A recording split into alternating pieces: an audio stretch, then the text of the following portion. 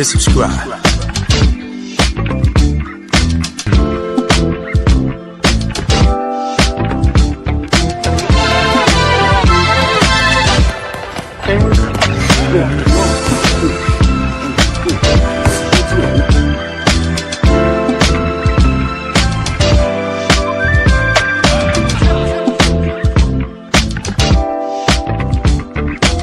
Subscribe to my guy, Uncle D.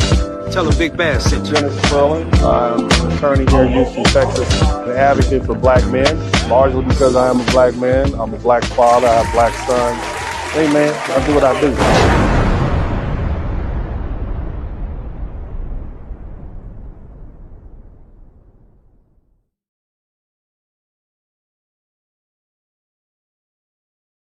What's up? What's up? What's up? Welcome, everybody. Welcome to the broadcast. Welcome back. It's good to be here with you all. I'm happy that I can be here on this occasion. I want to give a big shout out to everybody in the chat room. Make sure, if you can hear me, I need you guys to hit the number 1 button because it's been a minute since I've been in here. So I need to know that you all can hear me, okay? I need to know if you all can hear me. Hit the number 1 button if you can hear me clearly. I need you to let me know. All right, we got Edward. He said he can hear me. Jim Brown. Who else? We got Y'all Remembers. Thank you so much, Mr. 43TX. All right, already. All my H-Town people say already. All my East Coast people say, what up, son? Yeah, where my West Coast people at, man, say, yeah, it's hella tight, man. All my folks, whatever your locality is, man. I don't know what people say in St. Louis. Yeah, the folks, somebody say church.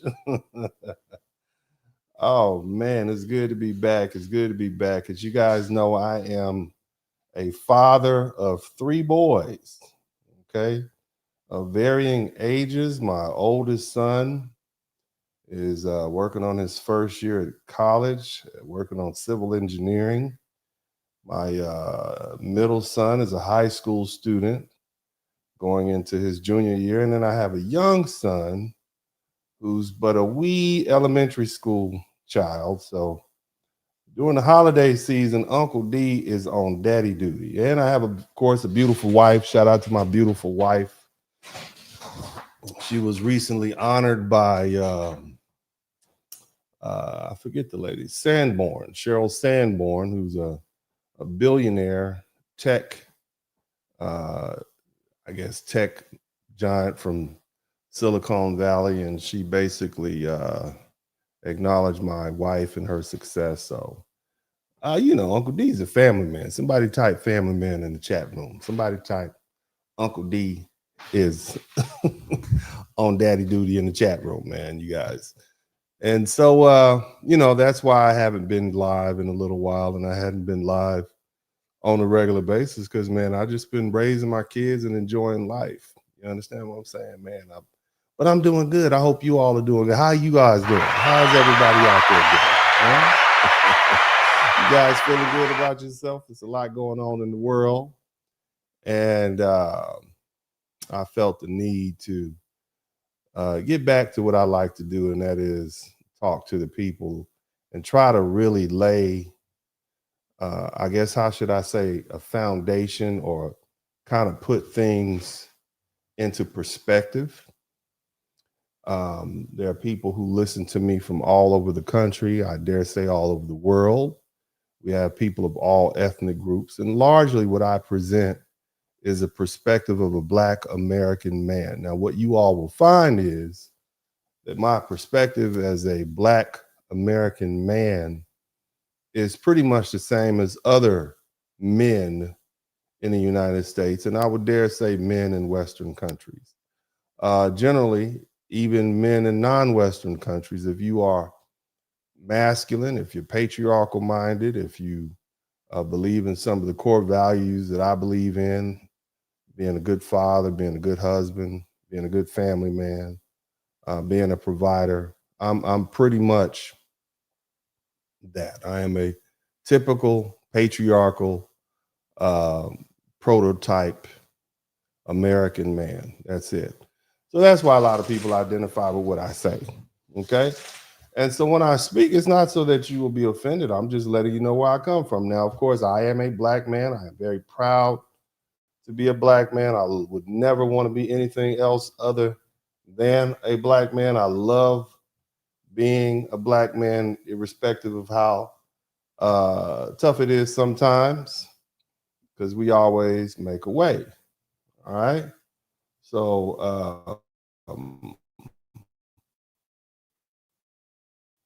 you know, that's where I'm coming from, man. And largely, first started doing this, it's very unpopular to be an advocate for black men. But now I see that the rest of the world has caught up with me, especially America. But either way, we're gonna talk about this year.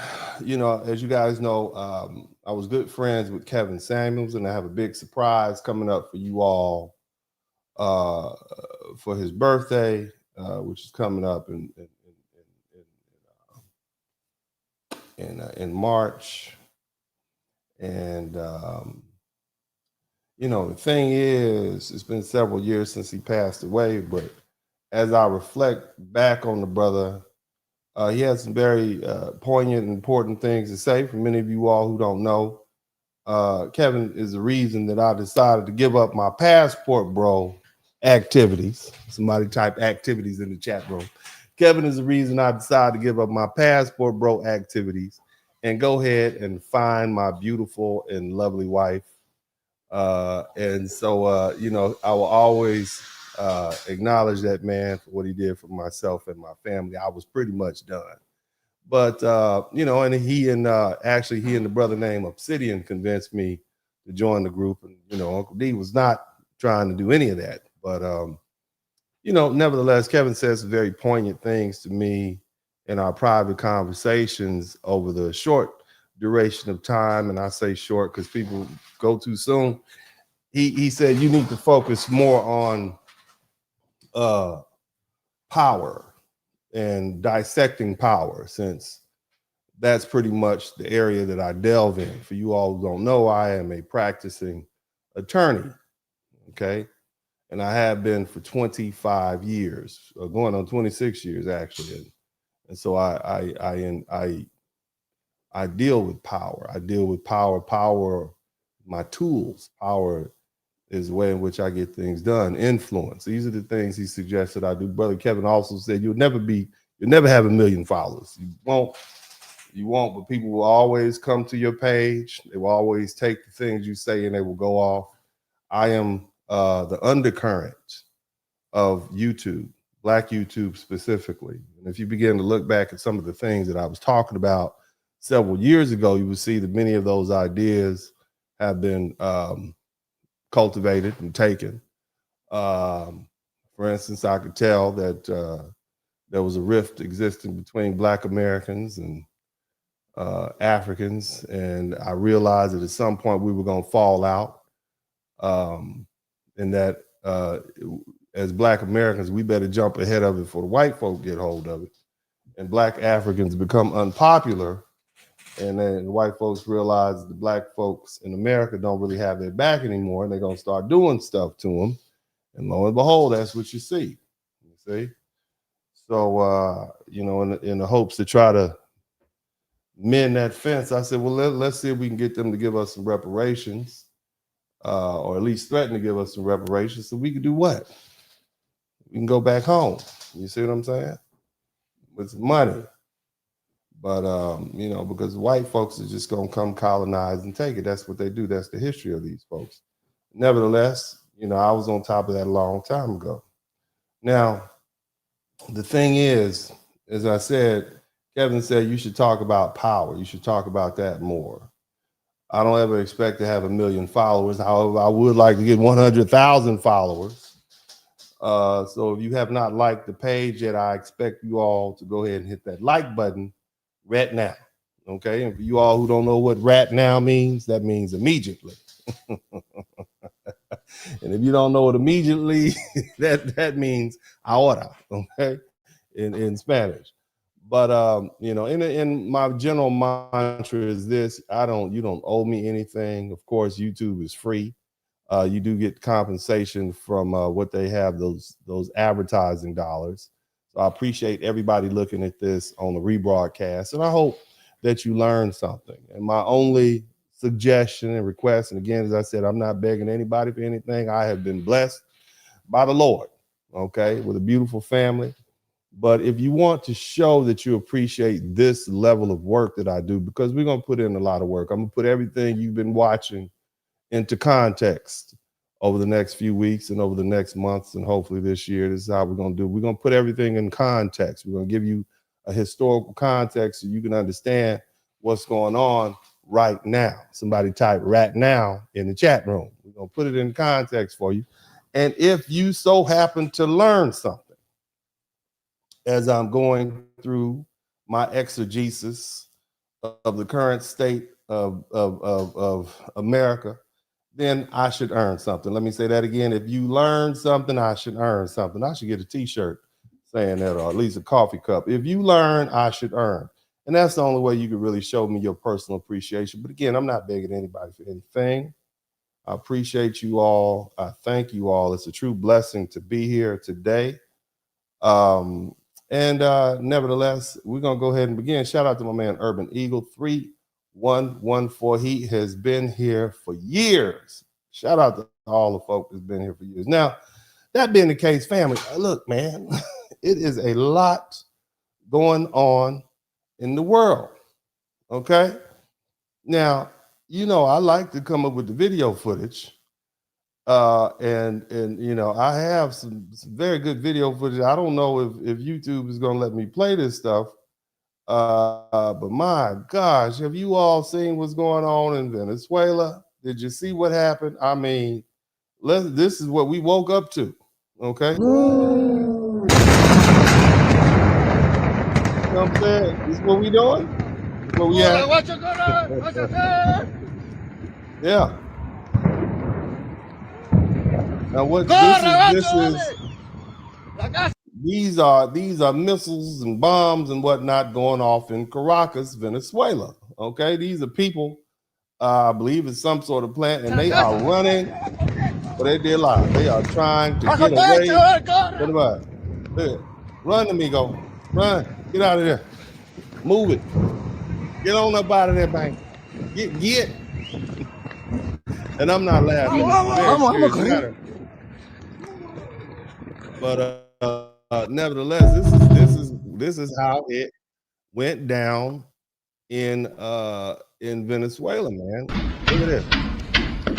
And for you all who haven't realized it, this is the United States military. Fair use. United States military. Jack, look at that's our planes right there, man. That's our planes. Somebody type damn in the chat room. Damn. Right? Look at what's going on. Helicopters like a Vietnam movie or something like that. It's like Desert Storm 1 and 2. Okay? So this all happened a few days ago. You know, it's like, what's going on? What the hell happened? Well, it all started because of this fella right here. Hit the number 1 button. Por mí. Aquí lo espero en Miraflores. No se tarde en llegar, cobarde. He turned up. Ain't he turned up? He was turned all the way up, right? And then them boys came. They came in with the planes and the jets and the missiles. Shout out to the United States military. Whatever position you may take on Donald Trump's actions, we must congratulate our military on very decisive, coordinated action. They truly did the thing. You understand me? So shout out to them. Oh. Yes, Señores, bombardeo Miraflores. Son las... ¿Qué hora es? Dime la hora. Dime la hora. Son las 2:02. You better put your little head back in you better put your head back in there. Okay, snipers out there. Put your little head back in there. You know. Esto es de la madrugada. Okay? You know. The leader was talking too much, and he Ramadan is not getting the game. You imagine waking up at 4 o'clock in the morning in Caracas, Venezuela, and your country is being invaded by the Estados Unidos America del Norte. Okay? Now, you may be thinking, well, these people must be upset about that. And I have not found that to be true. This is the reaction.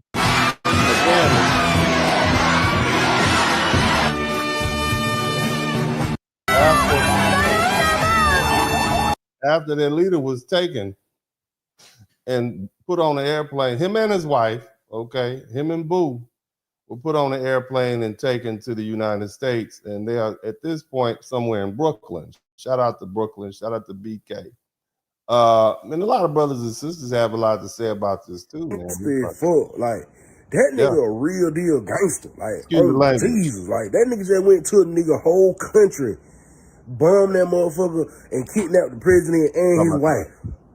You know, I'm trying to apologize for the language. The brother's getting it out. Go ahead. Oh, bro ain't bullshitting. Bro ain't bullshitting. Oh, bro ain't bullshitting. And y'all nigga thinking y'all can get away and y'all nigga got warrants and shit for getting caught with 3 fines and shit. This nigga just kidnapped the whole president. He did. How y'all gonna fuck with that? How we gonna fuck with that? You can't, brother. You can't. You can't outdo that.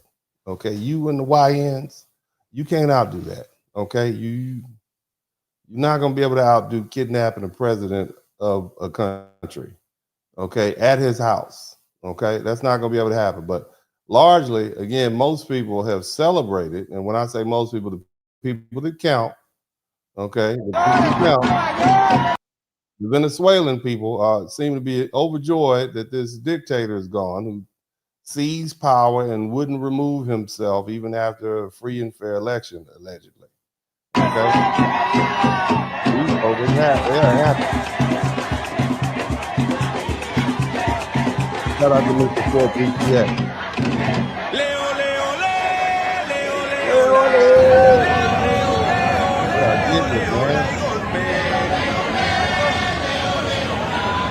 Yeah, I mean, you think it's a soccer game going on out there, but you know, of course, you're gonna have people who are upset. But for the most part, it looks like you know, the people are happy. You know, folks are making songs about it, and so I saw this one. I just thought this was entertaining. Hit the #1, but shout out to Mr. 43. Drop 3 bombs to the end of discussion. Fuck, I ran, I ain't running from nothing. If you see me running, I'm running for president. Missiles on missiles, you know how we coming. Tell all your men we gon' blow up the country. I see you tweeting online, you a sucker. One more threat and I'm pressing that button. They trying to impeach me, they know that I'm thugging. I'm getting locations, I'm dropping 100. They sitting that shit, they get stopped in the sky. Said one more thing, everybody gon' die. So 6 of the men and they making it hot. I don't need no permission to blow up your spot. I don't need no permission to make you a target. You must not heard what happened to her. They must not heard what happened to the line. 6 men deep and everybody fired. We get it started, nigga, we ain't stop. You know, it's always gonna be some brothers that's gonna get together and make some songs about something like that, man. But yeah, y'all didn't know Uncle D had the moves. You better watch it. Better watch it. Uncle D got mean moves, man. I'm Mr. Steal Your Gal back in the day. But nevertheless, the official response has also been interesting. We can take a look at some of the things that Marco Rubio. Other than the following points, Nicolás Maduro was indicted in 2020 in the United States. He is not the legitimate president of Venezuela. That's not just us saying it. The first Trump administration, the Biden administration, the second Trump administration, none of those 3 recognized him. He's not recognized by the European Union and multiple countries around the world. He is a fugitive of American justice with a $50 million reward, which I guess we saved $50 million. And $50 million exactly. But don't let anybody claim it. Nobody deserves it but us. But I want to be clear about one thing. Nicolás Maduro had multiple opportunities to avoid this. Nobody deserves that $50 million but us. Nobody's gonna get it. Trump is about that money. One thing that man is about, he's counting the dollars. Provided multiple very, very, very generous offers and chose instead to act like a wild man, chose instead to play around. And the result is what we saw tonight. The other message here is the following. You have a guy, like many people around the world, they like to play games. You have a guy who decides he's going to invite Iran into his country, is going to, do the confiscation of American oil companies, is going to flood our country with gang members, is going to take Americans prisoner and try to hold them for hostage and trade them like he was able to do with the Biden administration. Basically likes to play games all this time. Play games. This was an example of F around and find out. F-A-F-O. This is what we see going on a political level. Okay, F around and find out. And thinks nothing's going to happen. Not here for these and I hope what people now understand is we have a president. The 47th president of the United States is not a game player. When he tells you that he's going to do something, when tells you he's going to address a problem, he means it. Everybody needs a hype man like this. Look, man, I told y'all 100 times if I told you once. Okay? We not playing these games anymore with you all. Y'all need to stay down. Okay, the boss is back. We doing it big. We taking over the block, we taking over the whole city. You understand? That's the translation right there. We're not, this ain't Biden. We not Obama out here. Okay, we doing it big. We putting the smack down on people. That's the ghetto hood translation of what that. He actions it. I can tell you, I've watched this process now for 14, 15 years, been around it. Everybody talks. I'm going to do this. I'm going to do that. When I get there, we're going to do this. We're going to take. This is a president of action. Like, I don't understand yet how they haven't figured this out. And now, if you don't know, now you know. Because this is the way it's going to play out. And I think people need to understand that this is not a president that just talks and does letters and press conferences. If he says he's serious about something, he means it. And this is something that was a direct threat to the national interest of the United States. And the president addressed it. There's a president of peace, by the way. I told you what I just said earlier. This guy had multiple opportunities to find his way somewhere else and figure out another. He could have been living somewhere else right now, very happy. But instead, he wanted to play big boy. And so now, he's got other sets of problems on his hands. And but I think that the message here should be for the world. Look, the president doesn't go out looking for people to pick fights with. He's not generally wants to get along with everybody. We'll talk and meet with anybody. But don't play games. Don't play games with this president's in office because it's not going to turn out well. And so I hope that you are going to get that work. Okay, that's what he said. You're going to get that work. It's not a game, sir. We're not playing. I guess that lesson was learned last night, and we hope it'll be instructive moving forward. You'll learn today. You learn today.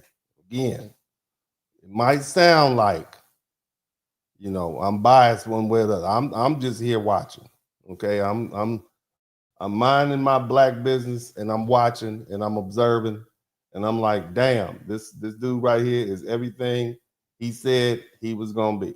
Okay, he has decided it's time, and it's time. Now, there's a lot more politics going on here.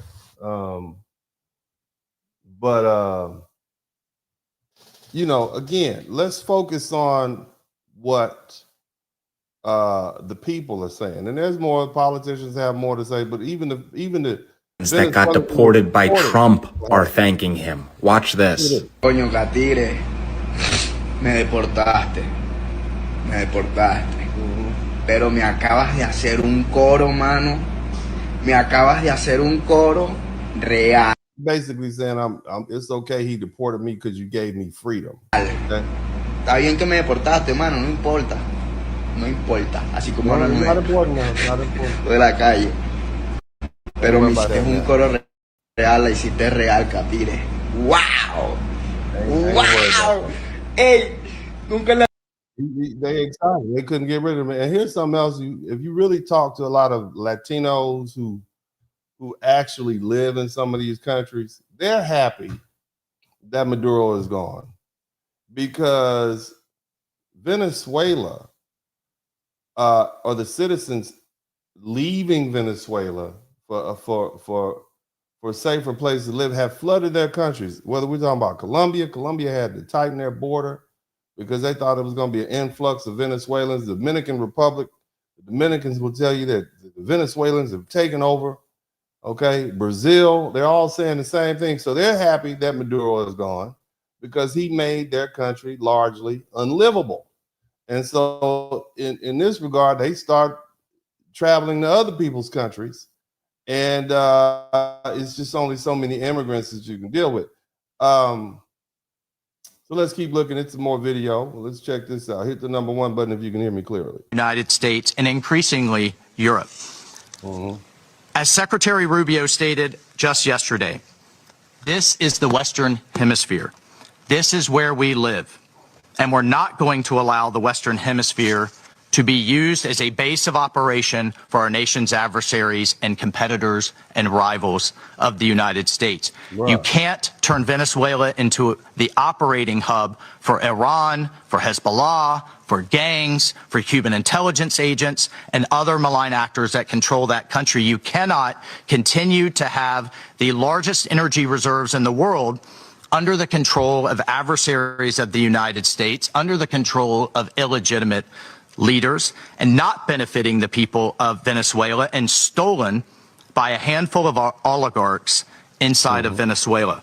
But it doesn't stop there. Numerous UN and international human rights organizations have issued reports documenting.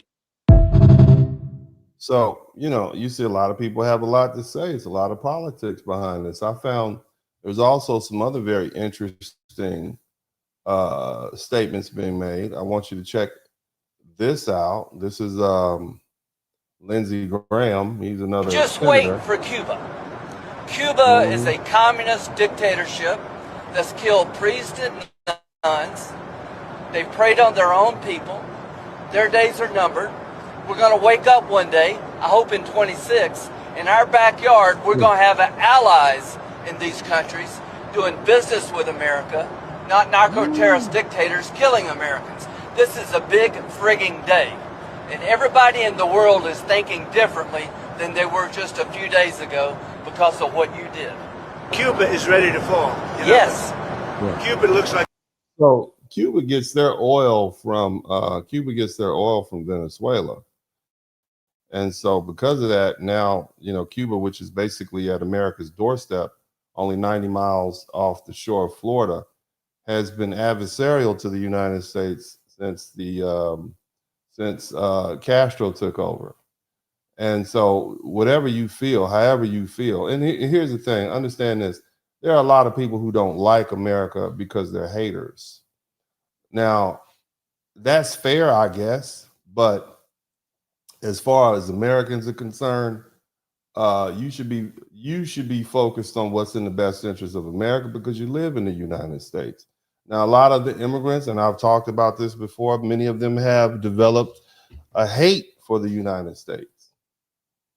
Many of them don't like patriotic Americans. Many of them don't like any American who's not willing to denigrate or disrespect the United States. We don't do that on this page because we know where we live. And irrespective of where you from, that's not important. It's where you are. It is not where you're from, it's where you at. That was an old New Orleans song, a bounce song. Ain't where you from, is where you're at. And right now, you're in the United States. And what's in the best interest of the United States is typically what's in the best interest of the United States citizens. So we need to be mindful of the fact that, you know, if this is something that can work out well for us, then we need to, even though black folks are minding our business. The Venezuelan oil industry. Well, we don't need to. First of all, let me go back up. We don't need Venezuela's oil. We have plenty of oil in the United States. What we're not going to allow is for the oil industry in Venezuela to be controlled by adversaries of the United States. Right. You have to understand, why does China need their oil? Why does Russia need their oil? Why does Iran need their oil? They're not even in this continent. This is the Western Hemisphere. This is where we live. And we're not going to allow the Western Hemisphere to be a base of operation for adversaries, competitors, and rivals of the United States. Have specific oil. Now, I want you all to type this in the chat room. Somebody type in the chat room, the Monroe Doctrine. The Monroe Doctrine, M-O-N-R-O-E. The Monroe Doctrine, okay? Somebody type the Monroe Doctrine in the chat room. We're going to talk about that. Oil companies. We also want to see that oil and the proceeds from it Hold on. We want to see the oil proceeds of that country benefit the people of Venezuela. Why have 8 million people left Venezuela? 8 million, the single largest mass migration probably in modern history, left Venezuela since 2014. 8 million Venezuelans have left Venezuela and they've gone to different Latin countries and the Americas. And that's why you have a lot of other Latin countries who are happy that Maduro is gone. Okay, so let's keep that in mind. Because all the wealth of that country was stolen to the benefit of Maduro and his cronies in the regime, but not to the benefit of people of Venezuela. You know how destabilizing 8 million migrants is? The number one fear that Brazil has, that Colombia has, that all these countries in the region have about what's happening in Venezuela and our involvement is they're afraid of another mass migration event. That's what they fear. This is deeply destabilizing stuff. It's not going to continue to happen. They are not going to come from outside of our hemisphere, destabilize our region in our own backyard, and us have to pay the price for it. Not under President Trump. Right. So, you know, again, this is what we voted for, right? The vast majority of Americans voted America first. Somebody type America first in the chat room. Whether you support it or not, I do think it's a good idea. Now, for all of these folks who have hated on the United States of America, and you all said, "Oh, Russia and China, or this, that, and the other, they could, do this, that, and the other." I want you to hear what the Chinese have to say about China and how quite. Listen to what this gentleman has to say about how China looks in this situation. Listen be another quite humiliation for China. Chinese made air defense systems in Venezuela neutralized easily. Iranian drones useless.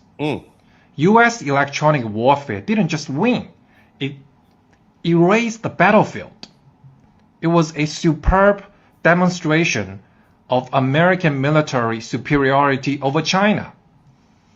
And every country watching just learned a brutal lesson, which is Chinese weapons look good in brochures and fake propaganda videos, but they collapse under real pressure. Hoorah. And let's be honest, Venezuela is not Ukraine. It's right next to the United States. Since the Monroe Doctrine, Washington has been very consistent. No external power gets a foothold in the Western Hemisphere. Right. China tried to sneak in through loans, oil, and ideology, propping up a dictator. It just got kicked out hard. Yes, they did. Maduro thought China, Russia, and Iran had his back. Well, Mr. Maduro, I think you overestimated BRIC propaganda and underestimated American power. Yeah. China writes statements. So, again, you got all these people who have denigrate America. They have bad things to say about the United States. But then they want to come. They want us to come save them. The United States contributes about 60% of the countries around the world.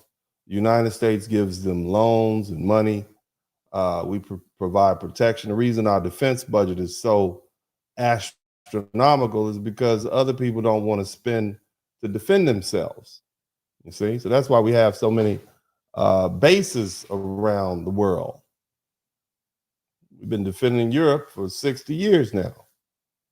This is what we've been doing. Now we'll check out a couple more videos, and then we're gonna move on to our regularly scheduled discussion. Hit the number one. A new global doctrine. It basically says we're not the world's police anymore. Jeez, finally. We're the boss of our own hemisphere, and everyone else can deal with theirs. On December 5th, the White House released Trump's new national security strategy. Inside the document is something they're already calling the Trump corollary to the old Monroe Doctrine. Translation, the United States is already declaring dominance over the Western Hemisphere. North America, Central America, South America, and the Caribbean. He's basically saying that this is our neighborhood neighborhood, our rules. At the same time, it signals something huge. America is stepping back from trying to manage every crisis on the planet. Here's the core of it. America first, but not just the slogan, as the actual blueprint. The strategy says that the US is done acting like a global babysitter, and instead wants to be a regional superpower at home with select pressure overseas. It talks about sovereignty, borders, migration, cartels, critical minerals, energy, not spreading democracy, or building global institutions. And in Europe, the document literally talks about civilization erasure, mass migration, and cultural collapse. It basically tells Europe, you're on your own. In the Americas, this doctrine means cracking down on cartels and narco-terror groups, pushing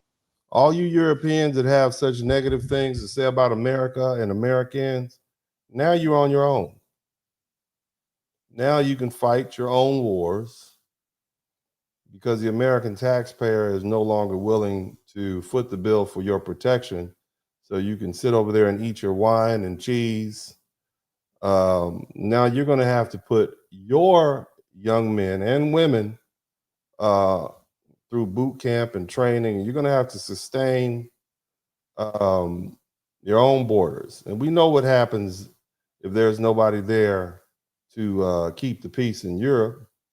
Europe has about 10,000 wars that are documented. That's far more than any other group. You see what I'm saying? This is what you folks do. So, you know, now you're on your own. Now you can fight your own battles. Now you can do what it is that America has done for you. And we'll see how well it works for you. Pushing back hard on China's influence in Latin America and trying to stabilize countries down south so mass migration doesn't end up on US border. In Europe, leaders are freaking out. French and EU leaders are calling it brutal and a declaration of political war because it blows up the old idea that America will always bail out Europe first. And on Russia and China, this doctrine quietly accepts a world of spheres of influence, meaning that it acknowledges that there are only 3 global powers, the US, Russia, and China. The goal is to avoid a giant global war by not trying to run everything anymore. So here's the question. Is this smart realism where we're admitting that we can't police the entire planet, or is it dangerous because it gives Russia, China, and Iran more room to operate in their own backyards? Does America get stronger when it focuses on its own hemisphere, or weaker if it stops acting like the glue that holds the old world order together? So this is that pretty much reflects the position of a lot of Americans anyway. You know, we are tired of being, we're tired of footing the bill. We're in debt up to our eyeballs.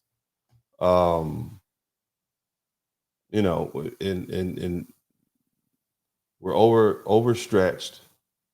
You know, it's like these other countries need us to come in and clean up their messes. So no, we're about done. We're going to listen to a couple more, then we're going to get down. Monroe Doctrine with everything that's going on in Venezuela. So let's talk about the layer that everybody is forgetting. What this was the Monroe Doctrine, but with the added Roosevelt corollary being exercised on top of it. Now, the Monroe Doctrine says that foreign powers must stay out of the Western Hemisphere. And back in 1904, Teddy Roosevelt took it a bit further and said when instability, foreign interference, or transnational crime invite outside powers into the Americas, the United States will act to remove that influence. And that matters because Venezuela wasn't just unstable, it had become a literal foreign oil laundromat. For over a decade, but especially since 2019, China has used Venezuela to bypass U.S. oil sanctions. China state firms structured shady deals, routed oil through intermediaries. They employed a shadow fleet and were actually blending crude oil at sea. So conservative estimates put the amount that they were using at about 300,000 to 500,000 of barrels per day. At today's prices, that would put that at about 20 to 35 million a day, or 7 to 12 billion a year. Venezuela also owes China roughly 60 billion historically. Much of it is repaid in oil. And that debt is the reason the CCP had leverage, preferential access, and insulation from sanctions enforcement. And that's quite literally commercial blackmail. Sanctions only work if adversaries cannot reroute energy, and Venezuela was an international workaround for not just China, but for Russia, Iran, and Cuba. So let's zoom out. So family tip, I let anybody comment, and I'm cool with that. You know, it doesn't bother me. Don't block anybody. no need to block them. But what I did do is I just put in subscribers only. So if you want to say something disparaging, you're going to have to subscribe to the channel first. So that's how that's going to work. So go ahead and make sure you subscribe now, and you can continue with your comments. You be as mean as you want to Uncle D, because I'm not worried about it. All right, but y'all go ahead and subscribe. We're going to let this gentleman finish. To Taiwan. A modern Chinese military campaign, especially a run on Taiwan, is going to be fuel intensive. Naval operations, you've got air sorties, you've got missile production, you have logistics sustainment, and all of that require massive uninterrupted oil flow. Right. Now, China is importing about 70% of all of its oil. Much of it is vulnerable to maritime interdiction. And when their shadow supplies dry up, i.e. Venezuela, the ability to sustain a prolonged Taiwan operation falls apart. So I'm not one of these guys that says everything that President Trump does is somehow 5D chess, but this certainly was a chess move. One of these guys that says everything that President Trump does is somehow 5D chess. Not only does it protect our interests in the Americas and makes a dictator favorable to his regime, preying on our downfall, but it protects global supply chains. It's preemptive stabilization exactly as envisioned under Teddy Roosevelt's Corley addition to the Monroe Doctrine. So a foreign power exploited disorder in our backyard, in the United States slammed the door. That is quite literally how the doctrine was designed to work. Now, and I don't have a problem with that, and I don't think any, if you have your enemy, and guys, forgive the noise real quick. I need to make sure that the subscriber only I need to make sure that the subscriber only with me. I need to make sure that the subscriber only with. Feel free to continue with your comments, but make sure you subscribe to the channel. So this is where we are now, and I think that pretty much sums up. There's a couple other videos that I could share with you, but there's no need. I think you all get the point. Ladies and gentlemen, check. Look, I want you to understand that what happened in Venezuela in the early hours of January 3rd, 2026, I referred to it as a kidnapping, but it definitely, whatever you think it was, some people say, no, it wasn't, it was an arrest. Well, it certainly was not a routine arrest. I think we all can agree with that. And this also was not what we consider a traditional invasion, i.e. like Iraq, where we invaded the country and we occupied the country. For the most part, we got in and got out, okay?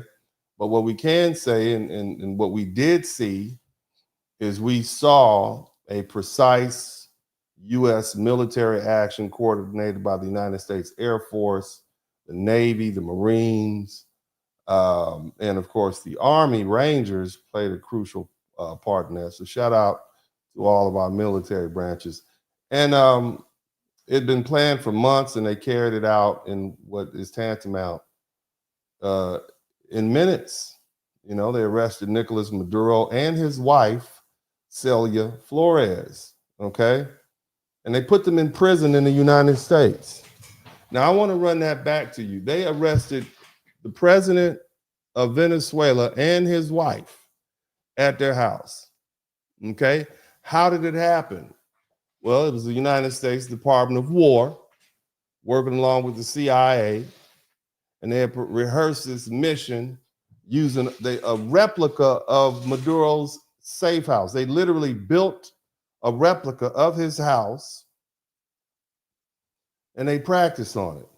Okay, that's what they did. They moved our military assets and forces into the Caribbean. And so by the time the final order was given, the region had already been a staging area, and it was complete with aircraft carrier.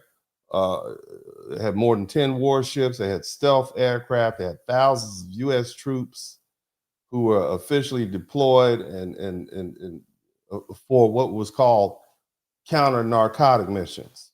Okay, and of course, the final authorization came at 10:46 Eastern time. Many of you all were in your beds, snuggled up. Shout out to Jay Allison. Okay, and it was approved by Donald Trump directly. It was called Operation absolute resolve. And within hours, the situation on the ground in Caracas changed. It went dark. They turned off all the lights. At about 2 o'clock, there was an explosion reported across the capital. And what we did was we hit key military locations. Okay. They hit an air base, and they hit some major ports. They hit several airports. So this wasn't just a random attack on the civilian population. All right. They were carefully targeted strikes. Now, people did die. Okay. And I'm going to acknowledge that, but that's war. Now, what was going on above Venezuela? And as you saw in the video, we had about 150 aircrafts flying over. And all were launched from about 20 different bases across the region. Okay. F-35, F-22, B-1 bombers. They even had electronic warfare aircraft, drones. They had refueling planes in the air. They can literally refuel other airplanes in the air. They had cyberspace operations. I think Space Force was involved in this thing. You see? And most of our planes were undetected. And what it did was it cut Caracas off. They were confused. They were isolated. They were done. You see? So, so, you know, of course, we have our elite U.S. forces, including Delta Force, and they were supported by the 75th Ranger Regiment, okay, and flown by the 160th Special Operations Aviation Regiment, okay? You see? Even federal law enforcement, even the DEA was involved. This man knew it was coming. He was hiding out at his fortified safe house, and they had to blow the doors off the safe house to get him and his wife. Okay, this wasn't even a public building. This was a palace. And they had followed him and watched him so long, they knew exactly what he was going to do. All right, so him and his wife, when they got him, they got her, they literally dragged him out of his bed, wrapped him up, and put him on a helicopter and got him up out of there. You see? Yeah. So they started at 2 o'clock, and by 3:20 a.m., they were already gone. They were out of Venezuelan airspace. You see? So, you know, this is what our military did. And now, here's the thing. We woke up Saturday morning, many of us, and saw that they had the president of Venezuela at Metropolitan Detention Center in Brooklyn. And he was about to stand court in the Southern District of New York. You see, again, like I said, there were hundreds of deaths. Some say dozens, some say hundreds. Here's the irony. Many of the people who were guarding Maduro were not Venezuelans. They were actually Cuban security forces and some civilians, you see? But as far as the United States, our forces, we suffered some injuries, but there were no reported fatalities, okay? And so in this regard, you know, this is good. This was a win. Now, I'm not going to sit up here and sugarcoat this. This is not democracy. This was not diplomacy. This was not an extradition in the traditional sense. It was fast. It was coordinated military, law enforcement operation. It was designed to end to the end. It wasn't about occupation. Okay, it was about getting an arraignment in an American courtroom. And whatever anyone thinks about politics, one truth stands out. This is one of the most decisive and successful demonstrations of the United States military capability in the Western Hemisphere in decades. Now, what did this do? Okay, let's stop pretending here. All right. You know, and this was all these people who have all these things to say about the United States and how we on the decline and all that. Okay. This operation didn't just show how far the United States can reach. It embarrassed China and Russia on a global stage. Venezuela is their homie. Somebody type homeboy in the chat room. Your homeboy got gaffled. Your homeboy whole team got ran through. You see, I'm talking to China and Russia. See, for years, both of those countries have been selling themselves as the military equals of the United States. They're flooding places like Venezuela with their so-called world-class defense systems. And, you know, as my man said, with the glossy brochures and big promises and big talk. And the moment that real American pressure, that real American pressure got applied, right? As they used to say back, the minute they got pressed, they folded up like a house of cards. Venezuela built its defenses entirely around Russian air defense systems and Chinese radar and electronics. On paper, it looked intimidating. You're like, oh, wow. In reality, those systems got bullied, okay? The United States military rolled in using electronic warfare and basically told Venezuela's radar network, sit down. And according to the reporting, the Russian systems that they had and the Chinese-made radar, they were all jammed. They were blinded. They were confused.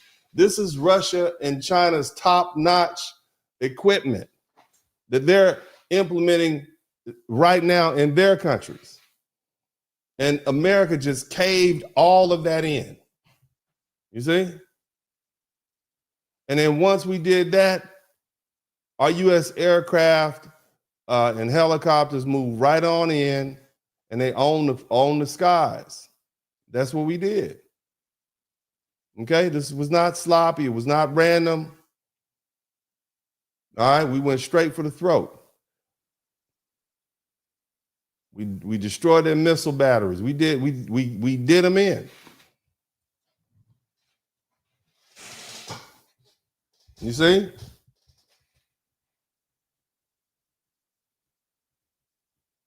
%60 of Venezuela's Chinese radar systems weren't even operational. No parts, no support, no upkeep. So all that fancy Chinese technology that you all say is equal to the United States, it all failed. It's just a great sales pitch. It didn't survive. And see, that's not dominance. That's bad customer service. Can you imagine Venezuela? Look, our radar's down. Can you send someone over? Hold on a minute. Did you just put you on hold? Well, we're under attack right now, China. We're looking for the manual. We don't see your website. It's not very helpful. Can we talk to a live person in China? Just hold on for a minute while you getting invaded. That's basically what happened. You see?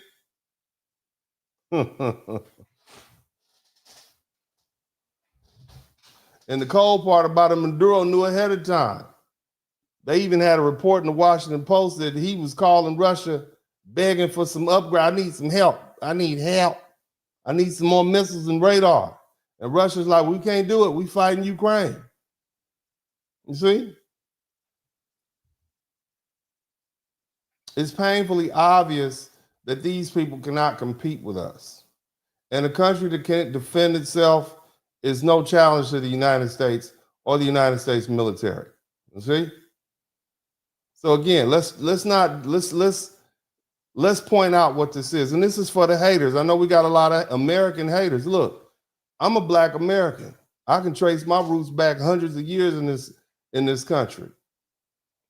And I have every right to complain about America because of the things historically the Black Americans have had to endure in this country. But when push comes to shove, when it gets down to it, I know where I live. I know where I sleep. I know where my family lives. So I am 100% America first. Now, you may not like my politics. I may not like another American's politics. But when it comes down to it, we have to support America because this is our land. This is our territory. And you would be stupid not to. Now, again, for you haters out there, if you don't like it, you can leave. If you don't like it, you can complain. You can write articles. You can write whatever you want to do. And that's what makes America great. You have a right to complain. But don't you ever fix your filthy mouths to try to equate what China or Russia is doing to what America has already achieved. They do not hold water. All that you all have been talking is propaganda. And let me hit you with something else. Let's be honest about what all this really means. You online haters who spent years hyping up all these other countries like they're ready to go toe-to-toe with the United States. Where you gonna move? Remember, everybody's talking about they moving to Canada. Nobody moved. Here's a reality check. All you big tough guys, you got exposed. The idea that either one of these countries, what we talking about, Venezuela, I remember they were passing out weapons to the Venezuelan people like they were gonna do something. All of that photo. You see those ladies sticking out? They just sticking out their balcony. Oh Lord, and nobody coming. Nobody wants none of it. They don't want none of these Army Rangers. Do you think they want to see these Army Rangers? No, they went in their house. Okay. So if you've been rooting for America's downfall, you're free to hope, but it isn't a strategy. You understand? Now, again, that collapse may come one day soon, but it ain't coming anytime soon. And it's certainly not at the hands of some of these states that can't even protect their own president. And here's the part that many people won't admit. This is what I voted for. This is what the majority of the Americans vote. I don't care what anyone said. This is what we voted for. And when I say this is what we voted for, I'm saying winning. Somebody type winning in the chat room. Isn't that Donald Trump once said, you're going to get tired of winning. And this is what he meant. Whatever you think about the United States, whatever you think about Donald Trump and his politics, it's a culture. It's arguments, whatever. Americans love success. Americans love winning on a global stage. We like clear, decisive victories. We like decisive outcomes. The last time our country felt a clean, undeniable military win was Gulf War I under George Herbert Walker Bush.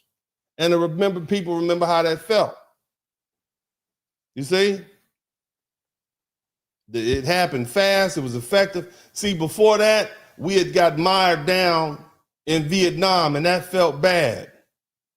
Prior to that, we were dealing with Korea, and that was just like a fight we stalled. And then the last time before that was World War II. We had a decisive win. We like winning. It makes us feel good. We like going out, whooping up on other people's behinds. And we're not going to apologize for it. We like that. And here's another thing for you. Well, that's not fair what happened. Nicolás Maduro was not simply an unpopular president. He was the central authority behind one of the most violent and repressive governments in modern Latin American history. And the Latin American people will tell you they have had some rough dictators. You understand me? They have had it hard. And if he was at the top of that, that's why they're happy he's gone. His rule didn't merely fail economically. It relied on fear, force, and brutality to maintain power, long after the people were tired of him. Let me give you one of the most infamous things this man did in 2017. He put in a nationwide crackdown on people who were protesting, people who were hungry, people who didn't have enough food.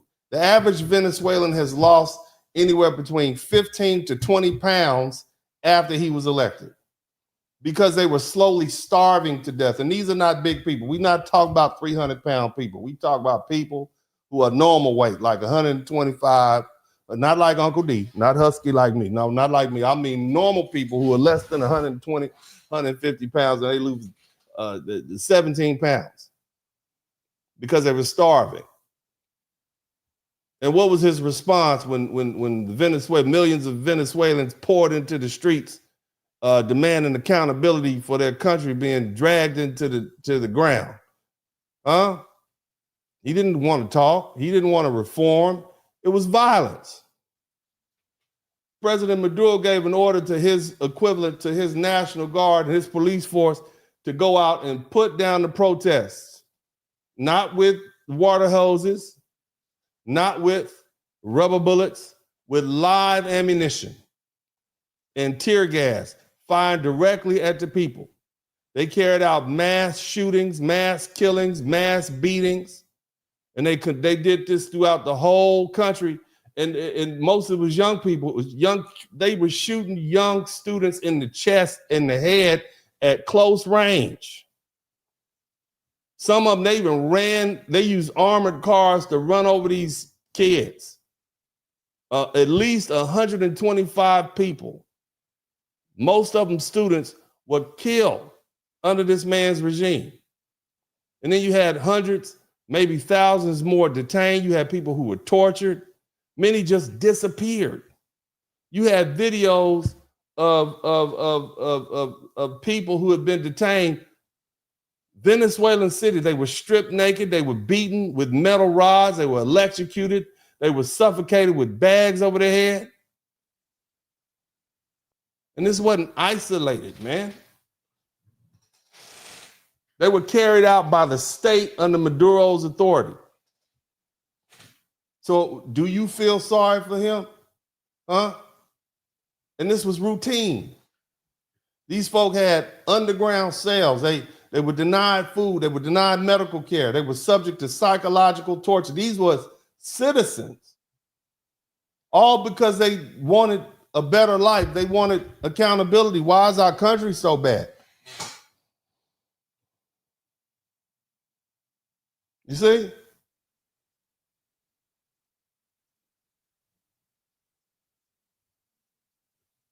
And when your mother complained about what happened, they threatened her and said, you need to be quiet or we're going to kill you too. This is what this person is. This is who this person is in Brooklyn on trial. Him and his raggedy ass wife. So many of the Venezuelans have a right to feel the way they do because the suffering was real and the anger was justified. Now, I said that. And I know we got some liberals up in here, and I'm like, it's still not fair. It's the law. I get it. Let's deal with that. Okay? Even when you have this brutal, corrupt, criminal dictator, international law still treats territorial sovereignty as a serious principle. We need to do that. Okay? He was a crap. The man was a pile of crap. However, he was a sovereign of his country. And a foreign military entering into another nation, seizing the king or the head of state or the president or prime minister and removing him by force, it does raise legal and ethical and moral issues and questions, even when that leader is widely condemned. Okay? But two truths can exist at the same time. President Nicolás Maduro, or former President Nicolás Maduro, he deserved accountability. And the method of his removal raises serious concerns about the precedent and legality of what's being said. Again, acknowledging his crimes does not require ignoring those questions. And questioning the method does not mean defending the man. And this is why I want to speak to you black folks. Listen to me. Listen to me. I want you to hear me, black people. You are beautiful people. You're big-hearted people. You're empathetic. You're thoughtful. I love my black American brothers and sisters. And our reaction to this, seeing somebody snatched from their home, even though he was a horrible person, okay? We're sensitive to power, humiliation, and imposed authority because we have lived through generations of it. Black Americans know what it feels like when violence is justified after the fact when force is excused as necessary, and when entire communities are punished based on lies, fear, and envy. We can talk about Rosewood, Florida in 1923, when a white woman falsely claimed that she was assaulted by a black man without any evidence. A bunch of white men showed up on this little black town in Rosewood. They burned the towns, they killed family members and men, women, and children. They unalived people, they raped women, and they forced them all into the swamp. What was the justification? Protecting white womanhood and law and order. The reality was that prosperous community was erased because it challenged the racial hierarchy of that part of the country. Same thing happened in Tulsa, Oklahoma in 1921, commonly known as Black Wall Street. The people of Greenwood, wealthiest black communities in America. Its residents owned businesses and banks and newspapers. And you know, what was the excuse they used? Some unproven accusation against a black teenager who nobody could find. He did something. I think he whistled at a white woman or looked at a white woman or something like that, or spoke to a white woman. And all these angry white men came to the town. Hundreds were killed. Thousands of black people were left home. What was the justification? Maintaining order. But the real reason was hate, resentment towards black success.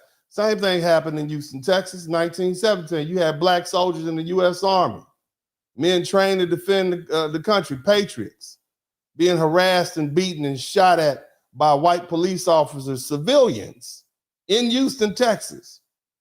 And when some of the soldiers defended themselves, because that's what fighting men do, the incident was labeled a Houston riot. 19 black soldiers were executed, hung, shot.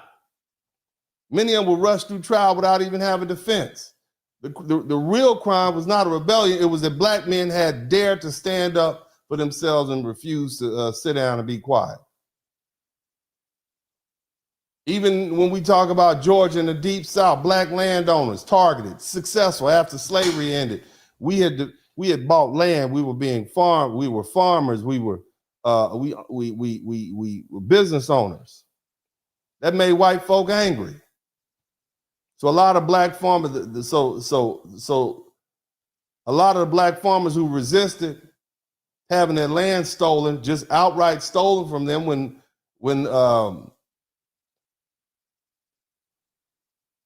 segregation was at its height and Jim Crow was at its height, they were driven off their land. What was the justification? They were accused of some false crime. Okay?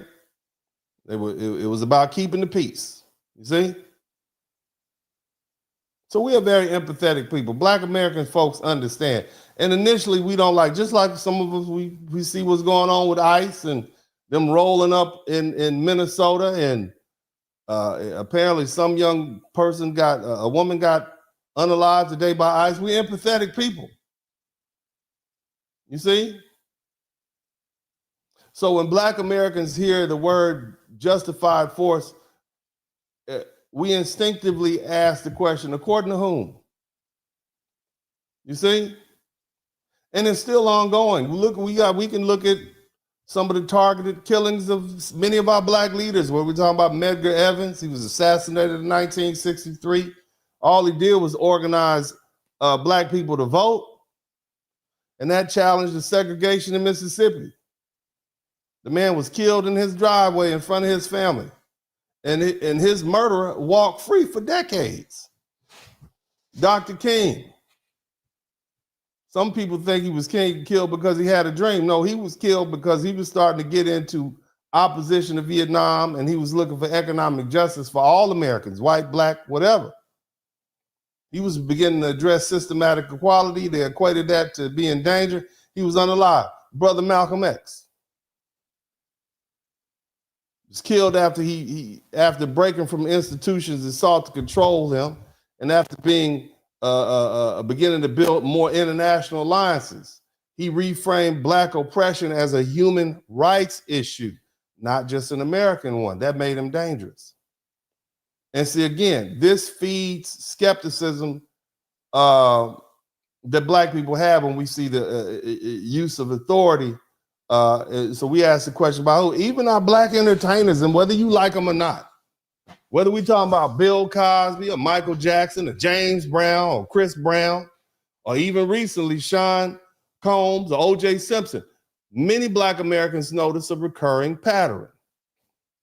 Aggressive scrutiny, public destruction, media trials that feel disproportionate. At the end of the day, if you want to just talk about P. Diddy, what was his crime? Why is he in jail for all these years?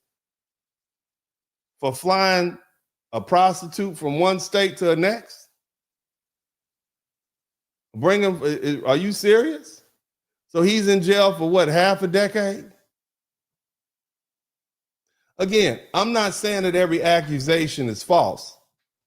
But what this does mean is that history has taught us as black Americans to question why allegations are handled the way they are and how narratives are constructed and who benefits when powerful black figures fall. Again, all I'm doing is pointing out why my big-hearted, beautiful, lovely black American family would be empathetic even to a scumbag like Nicolás Maduro, who was a brutal ruler, right? We can and unalive his own people. We can still recognize why humiliation by force feels dangerous.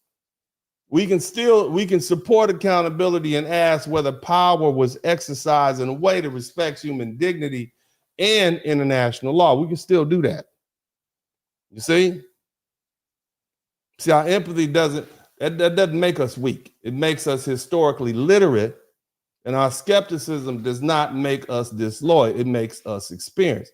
Now, holding space for justice and caution is not a contradiction. It is wisdom earned through survival. Now, that being the case, I want you black folks to listen to me before you get all sympathetic about, how humiliating this was to the people of Venezuela. I want you to listen to me. Shout out to GCLA.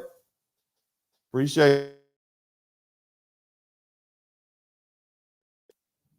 Listen, I want you to hear me on something now. You learn something, I want you to earn something. I should earn something, but I'm not begging nobody, but I want you to hear me on something real quick. Before you black people start hooping high, before you decide it's time to wake up out of your rest and get off the couch, before you rush to feel sorry for Venezuela or the humiliation on the world stage, we need to be honest about how black people are treated inside Venezuela itself. Because see, as I always do, I come with the facts. In 2013, there was an academic study published in a Swedish journal. You can look it up. And it examined racial attitudes across the Americas. Okay? And it concluded that Venezuela was the most racist country in the Western Hemisphere. That means out of every country from Canada to America to Mexico, all of them. Even it says Venezuela is more racist than the United States of America. That's what the Swedish study determined. Look it up. What does it say when Venezuela is more racist than the United States of America and we had 100 years of Jim Crow and fought a civil war that folks is trying to keep slavery? This is it's not a rumor. It's not social media talk. Venezuela is more racist than Argentina, where all the Nazis went after World War II. It's based on a survey measuring racial attitudes and social distance and acceptance of black people as equals. This is not about perceived racism, family. This is about how race actually works in Venezuela. In Venezuela, those light-skinned Latinos, those are white people. Just like in the United States, they see themselves as white. They call themselves Blanco. And they treat the black Venezuelans as though they are black. They're not considered equals. They're not treated as, they're treated as lower class. Shout out to Lord Gigatron. White Venezuela, they dominate. They got the highest paying jobs. They got the best corporate position. They sitting in the C-suites. When you look at Venezuelan television, white. Advertising, white. Media, white. Politics, white. All the government leadership, but a few, white. Upper middle class, rich neighborhoods, white. And when you look for the black Venezuelans, they live in the ghettos. They live in the poor neighborhoods. They get paid under the table. They don't have any benefits. They get the lowest paying jobs. They're the maids. They're the domestic workers. They're the nannies. They're the housekeepers. You understand, man? They're the ones who do the street vending. And much like all across the world, over-policed in their communities. I mean, this is epidemic. Black Venezuelans are routinely denied jobs and passed over for promotions and excluded socially just because they're black, because of the texture of their skin, of their hair, their skin color, their facial features. The employers tell them they openly prefer lighter skin or white applicants. And they basically say that black Venezuelans don't fit the image.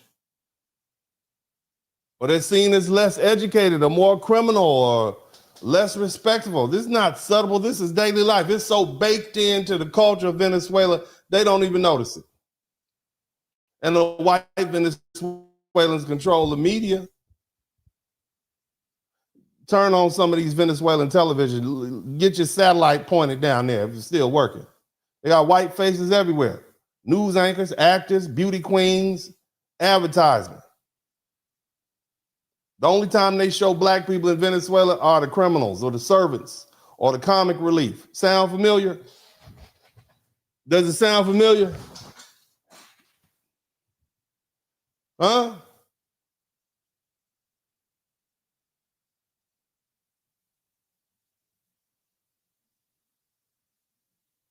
Sounds like us. It wasn't until 2011 that the Afro-Venezuelans or the black Venezuelans were even officially counted in the national census.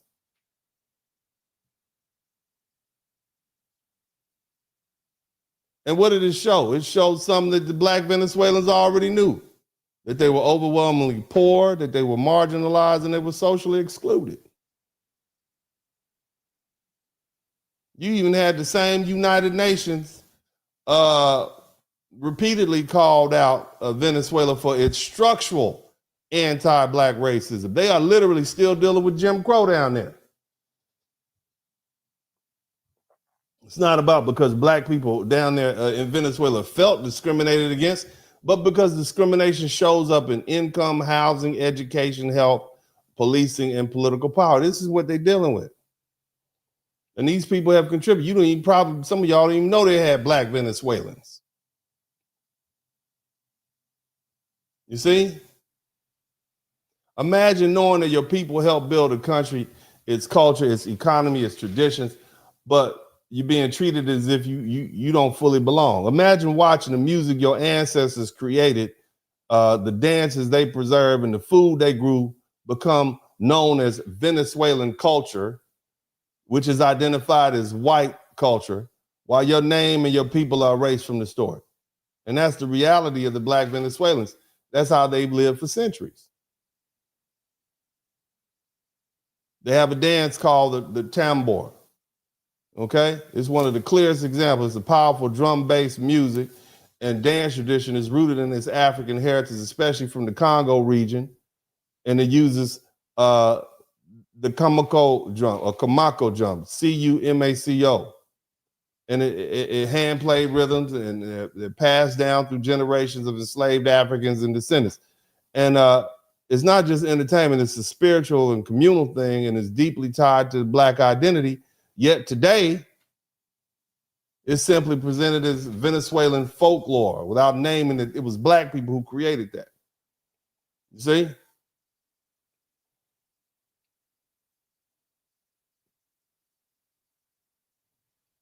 Whether we're talking about food or their spiritual identity or their traditions, they just incorporated that and they've erased these people. You see? So before you start feeling sorry for these Venezuelans and their leaders and how they were treated unfairly, you need to take that into account.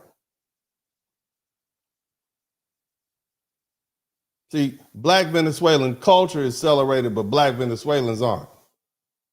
Their music is played at national festivals, their dances are taught in schools, their rhythms are performed on international stages, but the black communities who created those traditions are rarely given any credit. They don't get any economic benefit and they don't get any respect. And we black Americans, we know this well, don't we? See, our music became American music, didn't it? Our food became Southern. Our pain became their goddamn entertainment. Our contributions became history without our names on it. Whether we talking about blues, which became rock and country, to soul, shaping pop and R&B and black culture, it's just absorbed into the mainstream while black people are pushed aside. And in Venezuela, the result is the same. Black culture sits at the center of national identity while black people are kept on the edges of society. And this is why black Venezuelans are angry. This is why they're hurt. And this is why their story deserves to be told. So yes, many Venezuelans feel humiliated today. And yes, many are celebrating the fall of their brutal government. Both things can be true at the same time, but as black people, and I'm talking about my black American brothers and sisters, my foundational black American brothers and sisters, we need to be honest with ourselves. This humiliation did not happen in a vacuum. This is the same country where white Venezuelans treated black Venezuelans as inferior for generations. And see, let me tell you what's really going on. These Venezuelans made a deal with racism long before the United States ever arrived on the scene. It chose to build a society where black people were useful but invisible, where black culture was celebrated but black lives were devalued, where whiteness meant power and blackness meant limitation. And it wasn't an accident, it was a choice. And now, after centuries of practicing anti-black racism and anti-indigenous racism too, but that ain't my business. But now Venezuela finds itself being bullied and humiliated by a power, the United States government and the United States military, that does not respect it, that does not fear it, and that does not treat it as an equal. A power that stepped in and made it clear, you do not control your own borders. You can't even protect your own leaders. You don't even control your own fate. That's hierarchy. You see?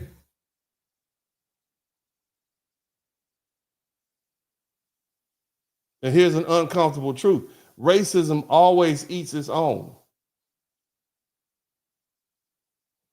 Societies that dehumanize black people or indigenous people or people of color eventually learn what dehumanization feels like when a stronger power decides that they are disposable also. So our black people, we as black Americans, we supposed to be obligated to go out and protest and mourn, this humiliation? Are we expected to rush to the sympathy for a society that never extended dignity to its own black population? How would we be treated if we were down there and we spoke Spanish and we happened to be born in South America instead of North America?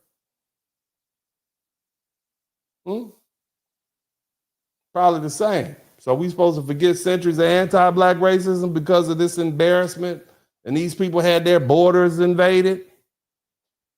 Hell no. Look, understanding humiliation doesn't mean excusing hypocrisy. Okay? Just because we're empathetic does not mean we are required to betray ourselves. We know this story. We know what it feels like. Shout out to Timothy Bright. See, again, Venezuela as a whole has been practicing anti-black racism and it found itself humbled by a greater power that does not recognize its humanity. Much the same as it didn't recognize the humanity of the black people that live within its borders. Look, fam. Listen here. We are resting. You see? We are resting. And no matter what these Democrats and liberals want us to do, we're not getting off the bench. Because as far as I'm concerned, what I see right now, shout out to Yaya's kids. At this moment, what many of us black folks see, and I'm talking to you now, you've heard what I had to say. I'm not finished. I got plenty more. What I see right now is karma. Or as Brother Malcolm said, I see the chickens coming home to roost. We see a society that practices racial hierarchy now experiencing what it feels like to be treated as expendable by a greater power, as to be treated as simply a resource. We see a country, shout out to Brawlick Sean, we see a country that made a deal with the devil, and now the devil has come to collect. It's not mean we celebrating their suffering. It doesn't mean, we happy that we just went down there and jacked these people's oil and we about to take all they had. We broke their ties up, and Venezuelans might not get a dime from this oil that we're going to get. We're not celebrating that. We recognize the patterns, but you need to understand these folk made a deal with white supremacy, racism, and it's never loyal. You see? It doesn't just stop with black people. It always comes back for those who thought they were protected by proximity to whiteness. Black Americans know this truth better than anyone alive. So we're not sorry. We're not feeling sorry for you that y'all about to get robbed and jacked and rolled up. We're not obligated to share your tears because you're about to get your oil took. You traded one local master for a foreign master. See, don't confuse our understanding for forgiveness. We reserve our sympathy for those who truly deserve it. That would, in this case, be the black Venezuelans who are oppressed. The good thing for them is they already know how to deal with this. See, what we're witnessing now is not a mystery, it's history doing what it does.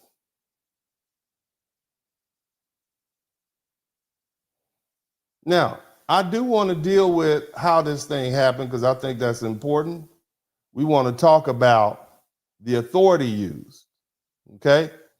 But what I'm going to do is some of you all have asked me to throw a little, something I used to do back in the day. I would put little videos up and take a little break and let y'all chill and go to the bathroom because folks don't want to miss nothing. Shout out to all my truck drivers out on the road. I know my truck drivers need to check stuff. So what I'm going to do right quick is take a little quick break. Okay, I'm going to take a little quick break. I'm going to let you all take a little quick break and check this out. I'm going to be back shortly. Okay, I'll be right back shortly. Y'all make sure you hang in there. All right, we're going to let this, I'm going to find if I can find a little video or something that you might enjoy. Okay, y'all hit the number 1 button. If you like the video, hit the number 1 button. I'll be right back. What's up? Welcome to the broadcast. This is Uncle D. People wash their ass in the tub, Kamala Harris. You would tune in to Uncle D. D's Black Man Talk. Pull up, homie, take a seat. Don't be a shadow watcher every day. You learn something, then you earn something. Let them know and drop some money in the plate. It's getting cold, ladies, talking ratchet. There's a king here, grab your coat, zip your jacket. Keep quiet for a second, close your jaw. Turning Spurling, this ain't Furling, know the law. Talking Constitution, pushing pins when he shooting, give him that. Masculinity, just for the record, sprinkle that. You can keep your cat, gotta cut it. Only cat he rubbing, gotta love it. I call it Molly Buddy. Gotta vote your interest, voting earns. Presidential, this is for the money that I earn. When you gon' learn, my people, that evil mixed with evil. No matter what you're doing, baby, this ain't equal. Sometimes when you're special, you get hated. The test is for the best, you're damn right, my people made it. Uncle D, Blizzard King, you've been served, gotta notice. Now black men out here know we winning, gotta hold it now. Uncle D, you've been served, get your notice now. Black men out here know we winning, gotta hold it now. Uncle D, you been served, get your notice now. Black men out here know we winning, gotta hold it now. Uncle D, you been served, get your notice now. Black men out here know we winning, gotta hold it now. Hey man, I do what I do. Somebody need to whip your ass. Get up and whip him, Sweets. Hey, don't be putting the money in my hand all rough. Take your ass out here. You buy you a Floby and cut your own damn hair from now on.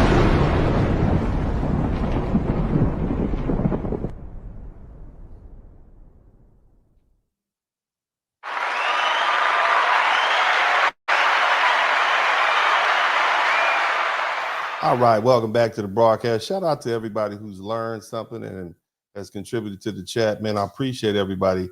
I got the Cash App running across the bottom of the screen, and I have my super chats up here. Now, I'm not finished. I got work to do. I'm still working. But again, I do this because I want to put things in historical context. And hopefully, now that I've, helped you dispel all the reasons why you shouldn't be emotionally attached to this situation as Black Americans, because again, I cater to a Black American audience. That's my people. This is what I do. I attended a historically Black university, several of them. I come from a Black community. So I have an obligation to cater to my brothers and sisters of the Black persuasion here in the United States. Now, again, everybody can pick up on what I'm saying. But the thing is, I have to always keep it 100 with myself, man. Hit the number 1 button if you can hear me clearly. And if you've learned something, hit the number 1 button also. Now, again, this was, I call this a kidnapping. And for you guys who saw the broadcast title, it says President of Venezuela kidnapped the America that Black people warn you about, okay? Because Black people know plenty about the United States government overstepping its bounds. Now, to understand how our country and our government has justified what it did to President Nicolás Maduro, you have to understand the domestic frame and the U.S. government used from the start. Somebody typed the Monroe Doctrine in the chat room. Somebody typed the Monroe Doctrine in the chat room. Monroe Doctrine. This was billed as a law enforcement arrest operation, and it was backed by the U.S. military, not vice versa. Okay? All right, this wasn't a conventional invasion. We weren't trying to occupy. For all you people who said they bombed and occupied Venezuela, that is incorrect. We're not occupying it. Okay? Okay? As far as we're concerned, Maduro was not treated as a legitimate head of the state because he was declared not one. He was an indicted fugitive, wanted in a federal courtroom. Okay, the Department of Justice announced major charges against Maduro and other Venezuelans way back in March of 2020, including narco-terrorism and drug trafficking related conspiracies. In other words, the U.S. positioned him as a defendant in a criminal case, not as a protected political equal. Now, here's an important point, okay, that you need to understand. Joe Biden put a $25 million reward out on him. Okay? You understand? Look, it started at 15 million. Joe Biden increases to 25 million.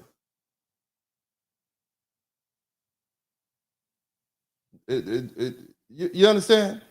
They're going to give 25 million for this man.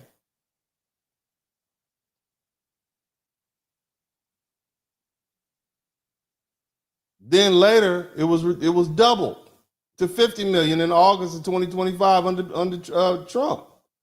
I'm sorry, 50 million. It went from 15 to 25 to 50 million. They wanted this man.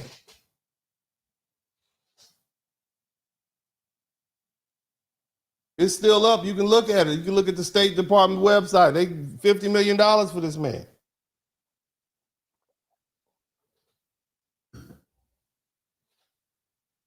And see, that reward program piece is crucial because it reinforces the U.S. message was that Maduro was a wanted man, and he has been wanted for a long time. He's not merely some foreign leader that Washington disagreed with. This man's a drug dealer. He facilitated it. And it's been like that for a long time.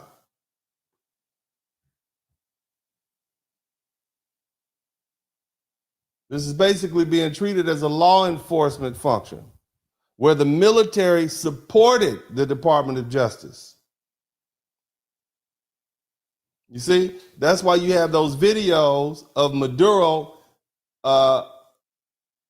walking through the DEA office in New York, not Leavenworth. He's not a prisoner of war. He's a prisoner because he committed a crime, allegedly, being escorted by federal agents, i.e. DEA, taking that perp walk. Somebody type perp walk in the chat room.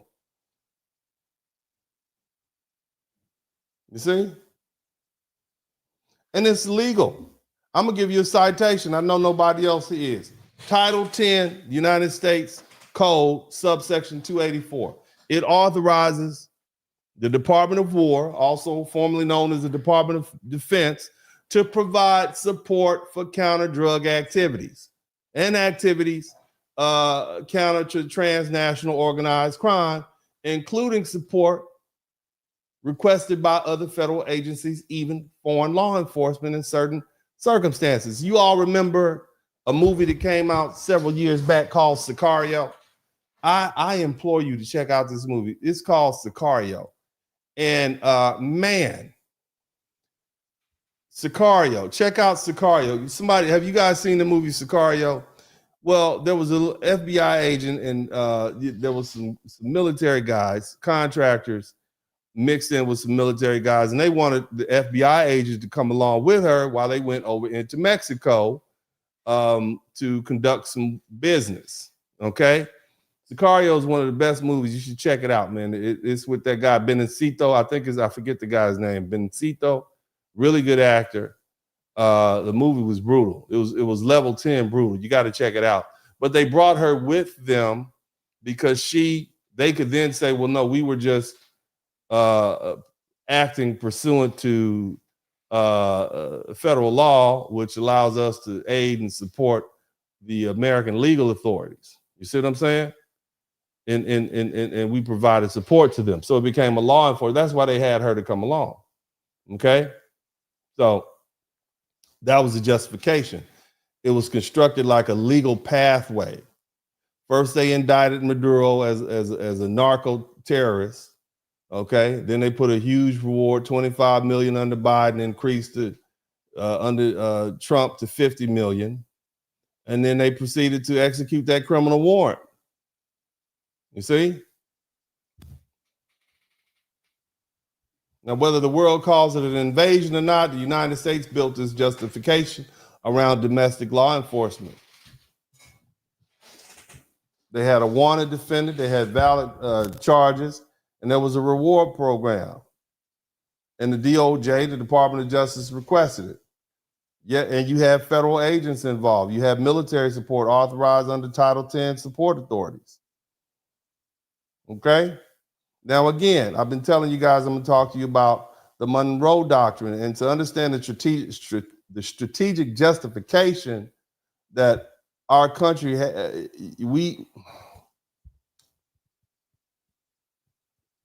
some of the things we do, and let me say this: the Monroe Doctrine is about 200 years old, okay, and it's a foreign policy idea.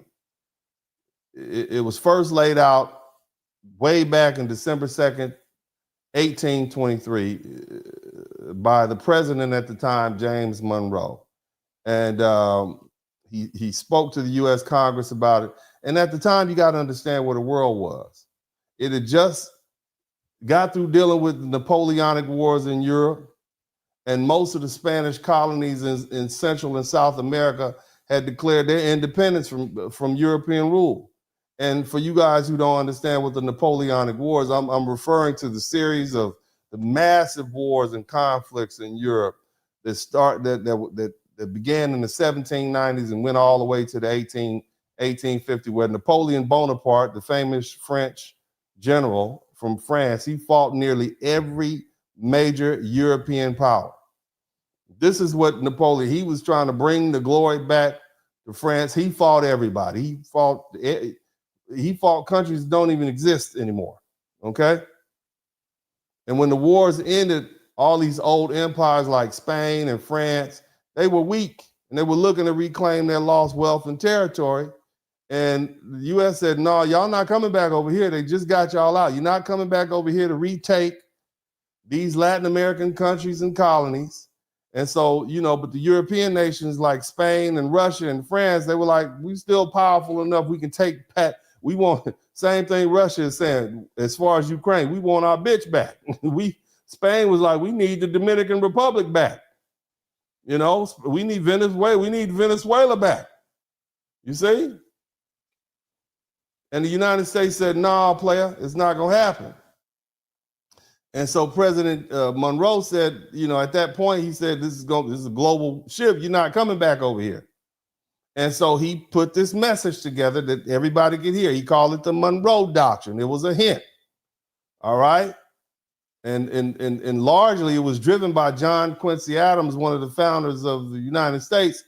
He said he declared that the Western Hemisphere is off limits to Europe. Don't come back over here. It will be considered political interference.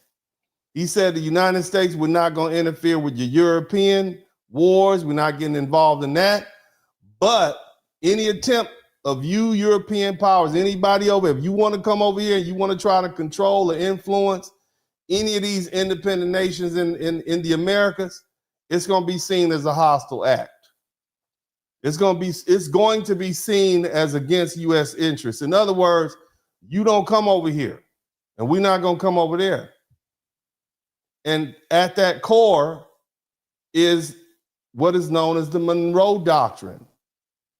And it was designed to keep these people from trying to come back over here and reclaim their former territories or have influence in this sphere of influence here in the Western Hemisphere. Now, again, you need to understand something. The Monroe Doctrine, it was not law. It wasn't passed by Congress. It's not a treaty between nations. It is simply something what's understood don't need to be said. It is how we operate. It is our foreign policy. It's a statement of principle. Okay? In legal terms, it has no force of its own. It doesn't. But by itself, it authorizes the United States to go to war or intervene militarily in other countries in the Western Hemisphere. It doesn't override international law. It doesn't automatically give the U.S. a blank check to do whatever we want in the Western Hemisphere. It's a doctrine. It's a strategic policy position. It's not a law. It's not binding international. It's just because I say so. I'm the president of the United States, and this is America, and I say so. You see? And what made it significant was that it announced the American interests and intentions, and it defined the Western Hemisphere as ours. Okay? It explained to the rest of the world that the United States has a special role of influence over here. And over time, the U.S. grew in power, and especially by the late 19th and 20th century. And that principle became a foundation for how the United States engage with our neighbors. You see, we don't want enemies at our back door. You see? So what you need to understand, and folks, I know this is some complicated stuff, but you all can get it. I know you can. I know you can handle it. Hit the number one button if you're with me and you understand where I'm coming from. Okay? See, the Monroe Doctrine is not a trigger that automatically authorizes military action, but it is a justification that signals how the United States views threats to our strategic interest in the Western Hemisphere. And historically, it's been evoked when American leaders felt that outside powers like Europe and some of these other empires, and in the case we're dealing with right now, China and Russia and Iran, okay, we feel like they're interfering, okay, or they had a potential to interfere in the internal affairs of countries in the America. It's the reason that we can move forward. And it became, for many presidents, the cornerstone of their foreign policy reasoning in the Western region or the Western Hemisphere. Now, again, it's crucial that you understand that the Monroe Doctrine authority comes from its political and strategic role, not from any statute or international agreement. It's a doctrine. It's a foreign policy stance. And it gives the president clear rationale for why they believe, or why we believe that we have a special interest in what happens in America. It's about keeping foreign countries from the Eastern Hemisphere, whether they be Europe or Asia or whoever, out of the New World. You see? Stay over there. We won't come over there. Okay? Now, what did Trump do? See, Trump didn't leave the Monroe Doctrine behind when he returned to his presidency. He revived it, and he did it deliberately. It's part of his strategy in the Western Hemisphere. Okay? In fact, in 2018, he told the United Nations that the Monroe Doctrine is the formal policy of our country, and it will continue to be that. So whether we're talking about China, Russia, Iran, or otherwise, Washington considers any of their action over here hostile. Okay? Now, unlike past presidents, Trump tied the Monroe Doctrine to whether a government was considered lawful or criminal is irrelevant. In his view, governments that we label as narco states, corrupt enterprises, or illegitimate regimes, we see them as having forfeited normal sovereignty and protections. Venezuela under Nicolás Maduro was explicitly treated by Trump in this manner. He repeatedly characterized that government as a threat to regional stability in the U.S. And Trump's strategy, shout out to Lord Gigatron, his strategy also rewrote how action would unfold. Rather than rely solely on diplomacy and sanctions, and his approach made it clear that economic pressure, asset freezes, criminal indictments, and support for basically regime replacement, new leadership, those are all tools that he was going to use. Everything is on the table. And now you see what he's done. He's extended it to extra regional power and even in the form of forced extradition. Okay? Now, the question we have to ask is, why did he do it? And this is when it gets down to the nitty-gritty. We see the justification, and you all may not agree. We might think it's flimsy or whatever, but here's the justification. I laid it out. It falls under the general banner of the Monroe Doctrine. Now, the question you should be asking yourself is, why did he do it? How many of you all think he did it because of the oil? Everybody who thinks he did it because of the oil, let me know. What was it, oil? How many of you all think he did it just because China is our enemies? Huh? How many of you all have heard of the term petrodollar? Somebody type petrodollar in the chat room. Was it oil? Was it because they were our enemies? Huh? Why'd he do it? What's the real motivation? Huh? I'm talking to you all. I want you to learn something. You're going to learn today. You're going to learn something today. All right? How many of you all think it was because of oil? Because, see, I got a different theory, and I've yet to hear anybody talk about it on these internet streets. And this is why I decided, let me go ahead and get this out here while it's relevant. Well, let me explain some things real quick. Why he did it. But why did we invade him? Because there's plenty of bad people out here. Why did we invade? It's oil in other places. See, it's a multitude of reasons, but there's one reason I've yet to see people talk about, and I'll save that one for last. Oil, obviously, oil and power is in America's interest, right? I mean, that's the most obvious. Venezuela is sitting on a ridiculous amount of oil. That's not rumor. It's not hype. They have proven reserves. And the most credible estimates say that they have 303 billion barrels of oil in the ground, not gallons, barrels. And that makes Venezuela the country the largest proven oil reserve on earth.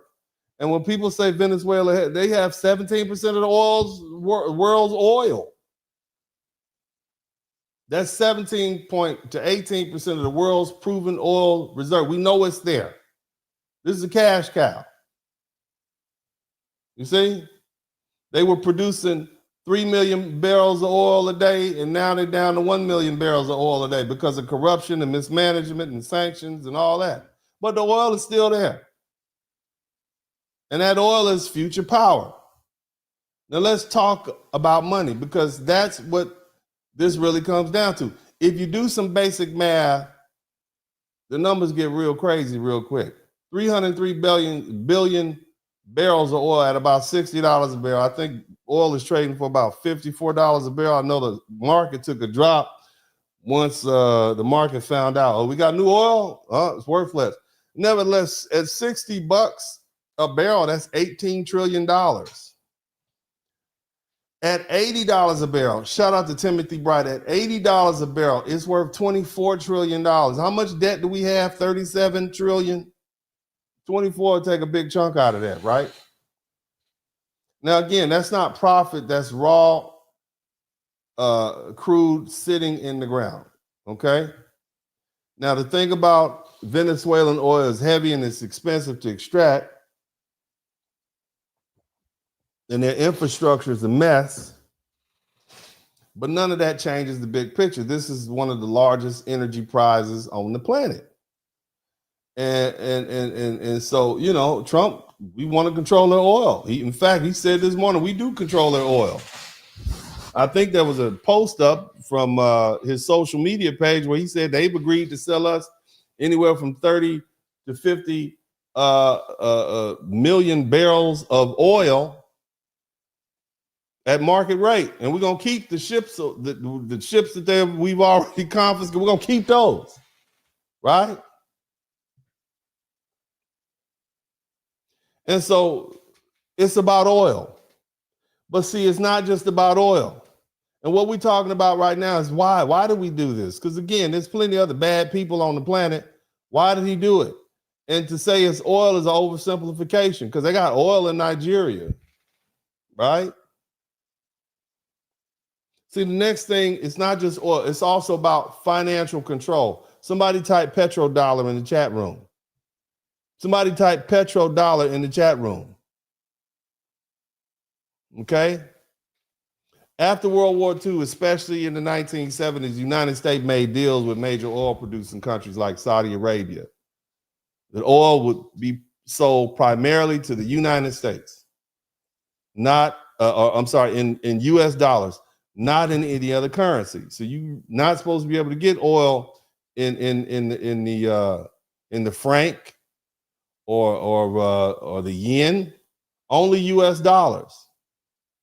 And in return, the US provided military protection and access to American markets. So a petrodollar is simply a US dollar used to buy oil. And because oil is something every modern country needs, this system created constant global demand for what? The US dollars, because the only way you can get oil is to pay for it with US dollars. And the only way you can get US dollars is to get them from America. So you got to come through us. Shout out to Timothy Bright. Any country that wants oil is going to need a dollar, an American dollar. And that demand helps keep the US dollar strong, because guess what? People got to give us money. They got to they got to do business with us.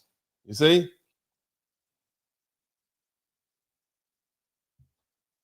It gives America enormous influence over the globe and its financial system.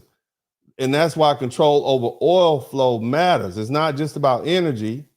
It's about who controls the money system behind the energy. And here's a simple version. Oil is still mostly bought and sold in US dollars. That means if a country wants oil, it's going to need US dollars. And see how you got to come back home to us, baby. You see?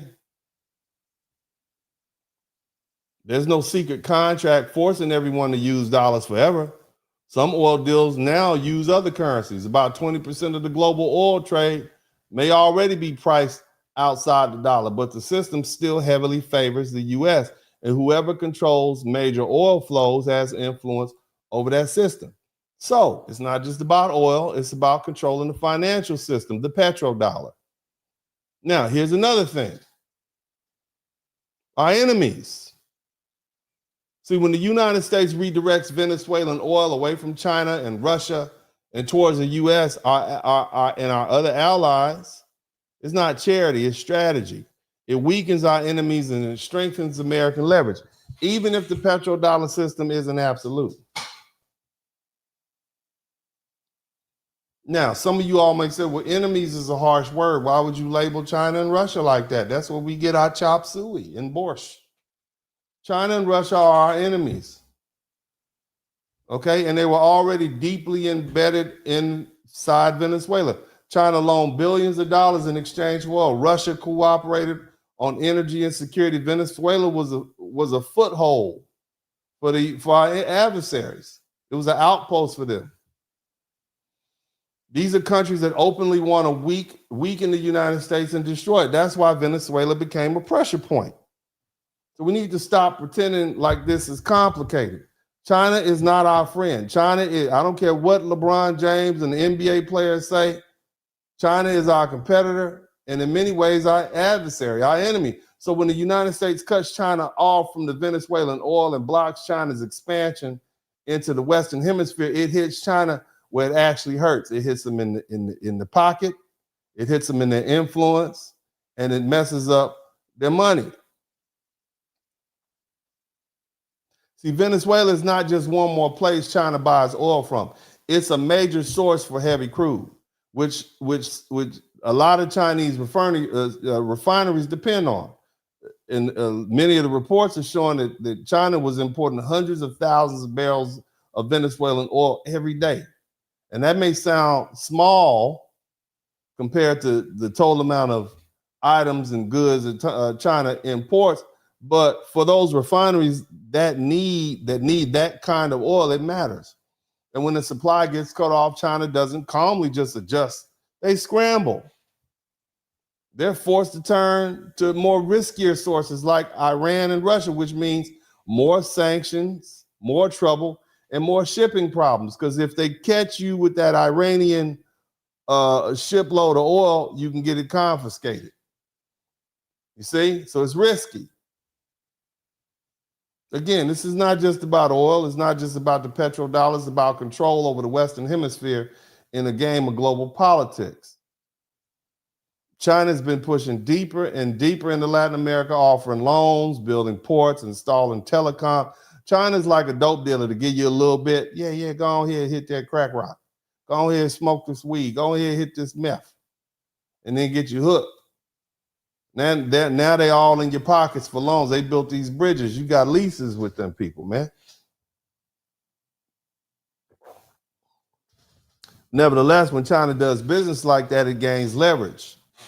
It gains votes at the UN. It gets access to ports near U.S. shipping lanes and influence, a lot more influence close to American territory. So now that the U.S. has redirected Venezuelans' oil away from China and towards us, it's not just the oil we get, China loses a foothold. They lose that strategic advantage. You see? See, China, like any other smart player, it doesn't just buy resources, it buys control over people. You see? And here's another thing you need to understand. China has also played a role in the supplying the chemicals, precursors used to make these drugs that are flooding the United States, killing tens of thousands of Americans every year. You see? They openly talk about reshaping the global order. And let me tell you something else. Have you all ever, I'm gonna go off subject for a minute. Have y'all heard of the opium wars? Have you heard of the Opium Wars? Y'all should look that up. It's a very interesting story. The Opium Wars. This is when Great Britain and Western powers forced drugs into China against their will. See, China was a closed market for centuries. They wouldn't let anybody in. And so the Europeans said, we got to weaken these people. We got to weaken these folks. Let's get them addicted to this dope. So they start pushing opium into the Chinese market. And the Chinese said no, and they fought back. And then England came in and, did what Western powers do. They used their military and they forced them to keep letting that opium get imported. And so you had something called opium dens. You had Chinese people addicted to dope. It was like the meth problem on steroids. Forcing these people to import opium into their country, making their people lazy and shiftless and folk dying and so on and so forth. And let me explain something to you. That still bothers them. If you don't know anything about Asian folk and Asian culture, they have very long historical memories. You see, and China is history matters. And this is why we talk about it so much. Somebody said diabolical. Yeah. Force those people to open their ports up and sell their dope. That's how Great Britain got rich, selling opium to China.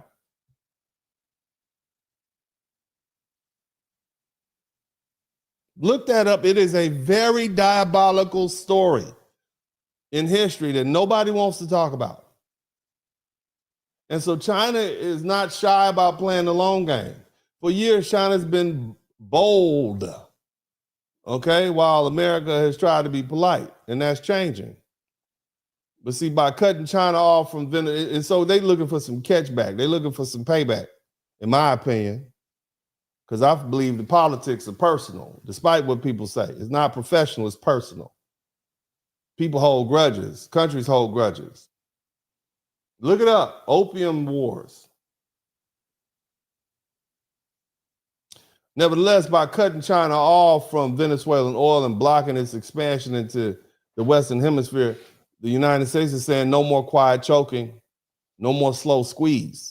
See, you trying to act like a python, you taking over Jamaica, you taking over these Caribbean islands, you offering loans and ports and stuff to our enemy down in Panama.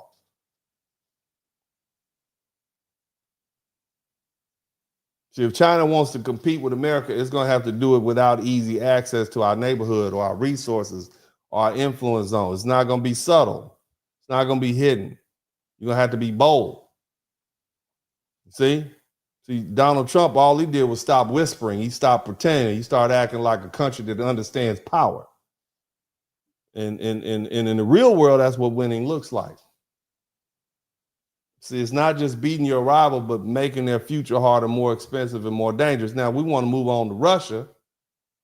Russia's not our friend either. Vladimir Putin is not America's friend. He's our enemy. I don't care how many pictures of Black Jesus he puts on CNN for you Black folks to see. Vladimir Putin is not our friend, okay? Y'all would go, oh my God, Jesus is Black. I think we all knew that. But Putin put a Black Jesus. Hey, man. So what? You think he's any less racist than any of the rest of these folk over in Europe? Europe is where racism started. But what you need to understand, this man's goal is to restore Russia to what it believes was its rightful power and territory under the old Soviet Union. Countries like Ukraine are not accidents or misunderstandings. They are targets. Putin came up through the KGB. That's the equivalent of the CIA. And he worked it during the Cold War. He watched the Soviet Union collapse. He watched the United States win that struggle, especially under President Ronald Reagan. And those policies helped break the Soviet Union and ended the Cold War. And Putin and many Russians of his generation, they saw that collapse as humiliation. And Putin said openly that the fall of the Soviet Union was one of the greatest disasters of the 20th century. Ever since, he's been trying to reverse that. And that's what the war in Ukraine is really about. Putin is trying to pull former Soviet territory back under Russia's control and the so-called peace talks and ceasefires and promises of part. It's just a delay strategy. He just paused and he's going to escalate again. And the goal is to outlast Donald Trump. Okay? He understands that every 4 years a new president comes in office. He who remains. That's who Putin is. Somebody type he who remains. That's who Putin is. And presidents come and go. All he's going to do is wait for someone that he believes he can pressure and manipulate and outmaneuver. Okay? That's time is part of Putin's strategy. But Trump is not going for it. You see? Russia's power runs on energy, though. Tanks don't move without fuel. Planes don't fly without fuel. Trains, trucks, factories, weapon systems, all of that depends on oil and gas. And without energy and money, Russia can't fight wars. It can't project power, and it can't rebuild its empire. Energy is the lifeblood of any country, especially is what's fueling Putin's ambitions. And so this is where Venezuela comes in. If the United States cuts Russia from Venezuelan oil and limits Russia's presence in the Western Hemisphere, it hurts Russia in 3 major ways: money, supply routes, and global influence. Russia isn't just casually buying oil from Venezuela. For years, these Russian-owned companies have been deeply involved in Venezuela's oil industry, even after U.S. sanctions. Russia found ways to stay involved through joint ventures and partnerships and sneaky stuff like that. You see? That means Venezuela wasn't just selling oil to Russia, it was helping Russia work around sanctions and keep the oil money flowing. So when the United States redirects Venezuelan oil away from Russia, like what did Trump say? We're in control now. Now, when the U.S. takes control over Venezuela, oil from Russia, and redirects it towards the U.S. and our allies, Russia doesn't just lose oil, it loses a safe place to do business, it loses a friendly partner, and a system that helped it dodge economic pressure. You see?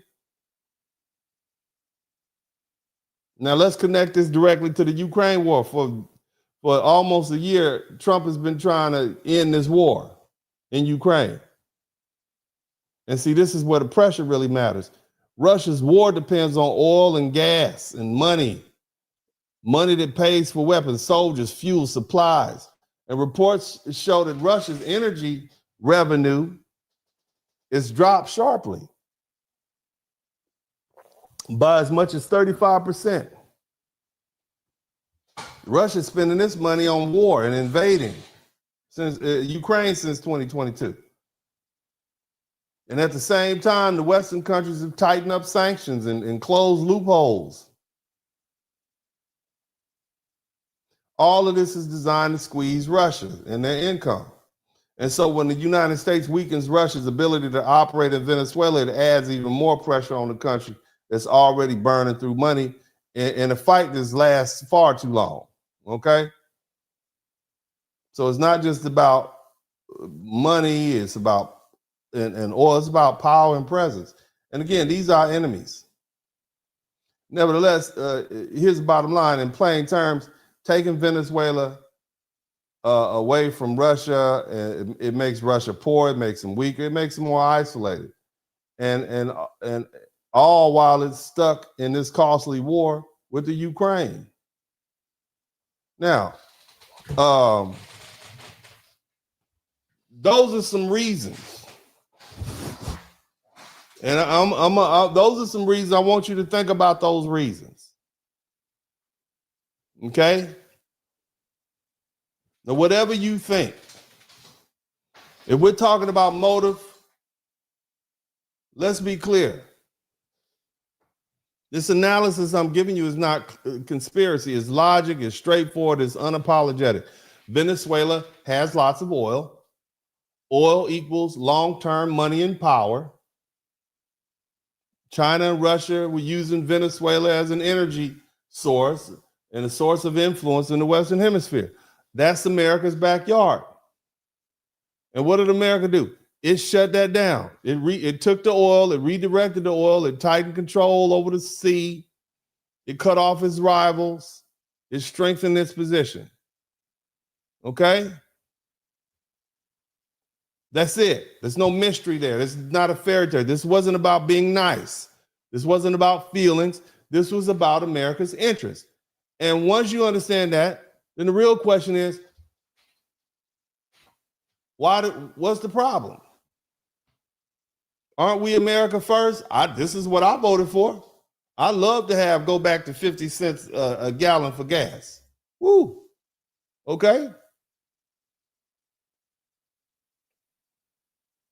So why would you as an American complain? You got all these people out here wringing their hands. It feels so aggressive. It's unfair.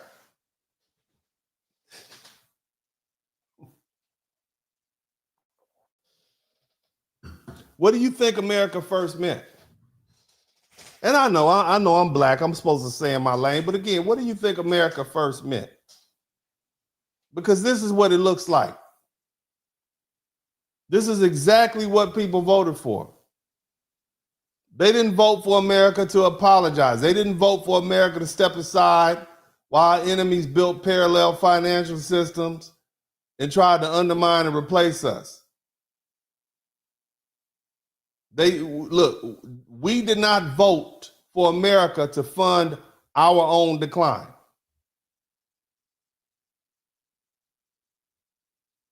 We voted for a president that acts like he understands power, taking oil away from our enemies, reinforcing the dollar and its central role, securing energy access, and making it clear that the Western Hemisphere is not a playground for our enemies. That's not reckless. That's rational. That's strategic. That's American leadership. That's America first. You don't have to like it. You don't have to pretend you don't understand it. But that's what it is. That is America first in action. And honestly, it may be one of the clearest examples of the most American things I have ever seen an American president do in my whole lifetime. So the real question is, why the United States did this? What's the real reason? Because see, that's all of that could have been handled elsewhere. That's all policy. I'm just saying, I'm gonna slide into something else that you all probably wasn't ready for. Now, before we go a little further, I want to make sure, are you learning something? If you learn something, I should earn something. That's all I'm asking. If you learn something, I should earn something. That's all I'm saying. Okay? Now, we deep down into this, but we're going to wrap up real quick. It's coming to an end real quick. What was the motivation? I talked about oil. I talked about the petrodollar. I talked about keeping our enemies at bay. But the truth is, there's got to be something more there. Because there's too many facts that haven't been accounted for. And what I want you all to understand is my president, who I voted for, okay? I voted for Donald Trump. This is what I voted for. I vote my interest. I particularly voted because, hell, I wanted to pay lower taxes, and he's a Republican. I'd have voted for a Martian if they would have lowered my taxes, because I'm tired of working and paying for Somali immigrants to rob the welfare system. I'm tired of paying to money for expensive hotels for immigrants who come up through the southern border. I feel like I should be able to keep my own money. I'm tired of that. I was tired of a porous southern border. I felt America was getting a little too dangerous. So I voted for that.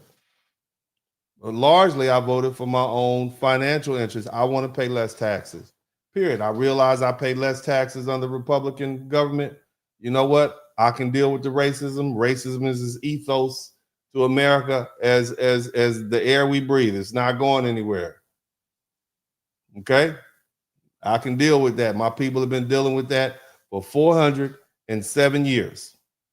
I can deal with it for another 3 or 4 years if it means I'm going to lower my taxes. Nevertheless, the thing you need to understand about my president that I voted for is that he is petty. Somebody type petty in the chat room. Somebody type petty in the chat room. I think we all can agree that Donald J. Trump is petty. Not a little stubborn, not overly proud. He is petty in the sense that he never lets go of perceived slights. He is petty. He doubles down when he's wrong. He carries grudges for decades. And if his ego takes a hit, this isn't this is not something he's going to let go. Okay? People have said that Donald Trump for years, his supporters say it, his critics say it, his former aides say it, his journalists, rivals. He called Marco Rubio Little Hands Marco and called Jeb Bush slow. He is called, he's petty, okay? I couldn't even I'm not that petty. He's petty. He is petty. He doesn't like to be corrected. He does not like being embarrassed. And he is absolutely does not like admitting he is wrong, even when he is wrong. And the evidence and the history show him that he's wrong. Once Trump locks in a belief, especially one tied to crime and punishment and strength, he clings to it. And he does so for a lifetime. And the clearest proof of that is the Central Park Five. This is more than 30 years later. Shout out to Renee Wansley. More than 30 years later. After the DNA evidence cleared these boys, after the real perpetrator confessed, after the New York paid settlements, Trump still insists that these boys were guilty. He still won't apologize. The man took a full-page ad out in the New York Times saying that these kids need the death certificate, death penalty. Okay? He still says he's right. And that alone tells you how his mind works. When Trump commits to a narrative, facts be damned. Okay? Time doesn't soften it. Accountability doesn't matter. Being right matters more than being accurate. Damn, petty. Now put that mindset next to what happened at the White House Correspondents' Dinner. Remember Barack Obama? You want to know why I'm talking? Let's move forward with the petty. You know why Donald Trump is president? Because Barack Obama couldn't keep his big mouth shut. He made a few too many jokes about Donald Trump. At the Correspondents' Dinner, he roasted him. He publicly, personally, and globally roasted him on national TV with Trump sitting there and his wife beside him, okay, and his family and the political and the media class laughing along. Barack Obama mocked his intelligence. He ridiculed the birther rhetoric. He treated him like a punchline. And you can see it on Trump's face. No laughter, no grin, just a tight jaw and a fixed stare. That wasn't a man amused by the comedy of our, at that time, sitting president, who then tried to humiliate him and ended it with, "You will never be the president of the United States." You see? And see, what you understand is Trump does not handle humiliation well, especially not from someone who he believes that he is superior to. And you best believe that the good president of the United States has a tinge bit more racism than the average person. You may not, well, I know you don't think he's racist. I know that's convenient for a lot of you folk, but I believe he is. Just like a lot of other folks are. Bottom line is he definitely thought he was better than Barack Obama. And so the nerve of Barack Obama to sit up there and talk reckless about it. A black man who was president of the United States, and you disrespected Trump in front of his wife and the world? That moment wasn't about politics. It was about ego damage. And see, Trump is the kind of man who spends years trying to repay ego damage with interest. And there have been plenty of insiders who've said Trump didn't even expect to win in 2016. He ran.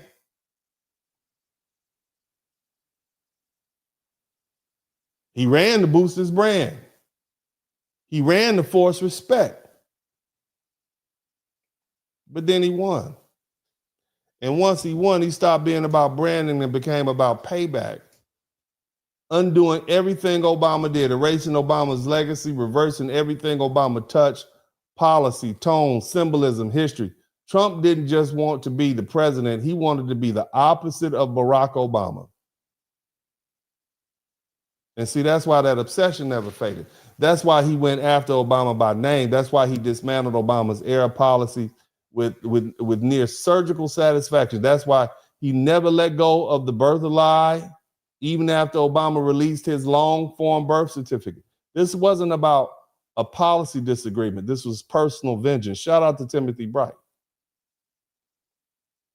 And here's the petty truth, black people. Understand instinctively. You get it. Words matter. Public disrespect matters. You don't clown someone that's worth $1 billion with that kind of ego and expect him to just move on. Obama embarrassed Trump, and Trump spent the next decade embarrassing Barack Obama by winning the presidency, by tearing down his legacy, and then turning around and winning again when they thought he was gone politically. You see? So when people ask, why do we have to deal with Donald Trump? Here's the uncomfortable truth: because Barack Obama opened his big mouth and disrespected that man. Now, you might support Barack. I voted for Barack twice, but sometimes you need to shut up. You got to watch who you offend. The human psychology mixed with power and ego, one joke, one night, one room full of laughter, and the rest is history. And history will want to know what motivated this man. Those of us who saw it live, like myself, and understand it plainly, and understand power and understand influence. Trump doesn't forget being made to look small. And he's going to spend a lifetime trying to prove he isn't. So now let's fast forward to 2020. Are y'all with me? Because we wrapping this thing up now. It's going to go fast. Trump lost an election. Not just any election in 2020. He lost to old man Joe Biden, Barack Obama's boy. Biden is someone that Trump openly mocked as weak, as sleepy, as inferior. And that loss wasn't just political for Trump. It was more personal. It was humiliating. Instead of accepting it, he did what he always does. He denied it. He attacked it. He vowed to undo it. He declared the election stolen. He never walked it back either, not once. His supporters still chanted. His moment still runs on it. Then came the 4-year stretch that really lit the fire. We lived through it, man. You had prosecutors going after. Y'all remember this? This is recent history. From Fonnie Willis to Alvin Bragg. They were trying to take the man's money. They were trying to take his freedom. You had the Attorney General of New York trying to take his wealth. They were claiming prison. He's going to prison. His businesses were under attack. You attacked his children. You had his children investigated. What is a man if he can't protect his children? Now, again, I started this broadcast off and I told you I am a typical patriarchal male. You understand? I'm a typical patriarchal male. You're not a man if you can't take care of your children, family. You feel less than a man if you're sitting there and another man is insulting you in front of your wife, family. I'm trying to help you understand. They hit all the buttons.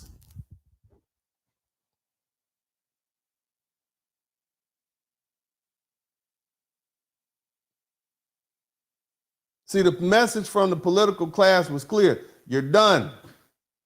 And for a man like Trump, who measures everything in wins and losses, that wasn't just acceptable, it was unforgivable. So January 6th didn't come out of nowhere. It came from the belief that, right or wrong, that Trump had been robbed and humiliated. And Trump has carried that grievance like a loaded weapon ever since. He doesn't see the post-2020 years as accountability. He sees them as punishment for losing. And in his mind, punishment means someone cheated. So when people ask what really motivates Trump right now, the answer isn't complicated. It's not just oil. It's not just geopolitics. It is damn sure not America first. It's vindication. It's revenge. Trump wants to prove that he didn't lose. Do you all hear me? Now, I know it's some smart folks that understand where I'm coming from. I already know some smart people in here that already know where I'm going because I've yet to hear anybody talk about this. Trump wants to prove he didn't lose the 2020 election. He wasn't beaten, not by sleepy Joe Biden.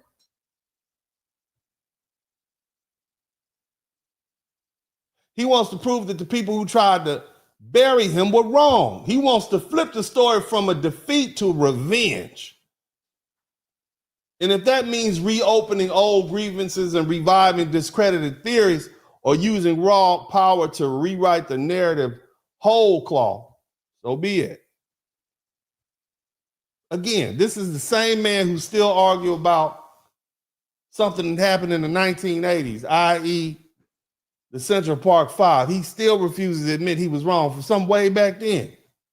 You think he's going to let go of the notion that the 2020 election was stolen from him? Hell no. That's why the moves in this second term feel different. They're louder, they're meaner, they're more deliberate. Remember, somebody tried to take this man's head off. Remember that. They tried to take him from his family. He damn near feel like he's motivated by God to enact revenge. See, this is not just strategy, it's reassertion. It's Trump saying, you didn't beat me, you didn't break me, and now I'm back to remind you who's in charge. And once you understand that personality, once you understand how deeply he hates being wrong, everything that comes next starts to make a lot more sense. Somebody type voting machine in the chat room.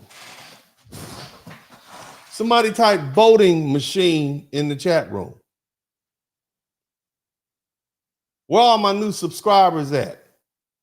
Because you can hate me, but you're going to watch. This is going to be all over the internet. Watch, you'll see, it'll start seeping through. People come over to my page and they say, they don't say anything, they don't subscribe. Somebody type voting machine in the chat room. But what they will do is take what I say and they'll clean it up and change it around a little bit. You know, they use better words. These young people are smart. They well-spoken. Uncle D speak Ebonics. You see? Somebody type voting machine in the chat room. See, you all are trying to figure, what in the hell does this invading another goddamn country and kidnapping the goddamn president and dragging the president have to do with Donald Trump losing the damn election 4 years ago? Uncle D. On the surface, it sounds ridiculous, doesn't it? It sounds like some kind of conspiracy theory, some nonsense. But once you understand how Trump thinks, the connection stops sounding crazy and it starts sounding very Trumpish. Donald Trump has never accepted the idea that he legitimately lost the 2020 election. Not once, not for a second. From the night the votes were counted, he has said the same thing over and over. It was stolen. And his supporters still believe because he still believes it. And this isn't some passing talking point from him. It's a personal obsession. And from the very beginning, Trump didn't just say they cheated. He said the machines cheated. The electronic voting machines became the villain in this story and tied those machines over and over again was what name? Venezuela. See, among all the posts in 2020 theories, one in particular never died inside of Trump's orbit. The claim that Venezuela somehow had a hand in the U.S. voting technology that caused for him to have the election stolen from him. And that idea has been laughed out of courtrooms. It's been demolished by fact checkers and You know, it's cost the media millions of dollars and so on and so forth and defamation claims. Fox News got sued for it, right? And for most people, normal people, that's the end of the story. But Trump is not normal people. He's not about letting things go, okay?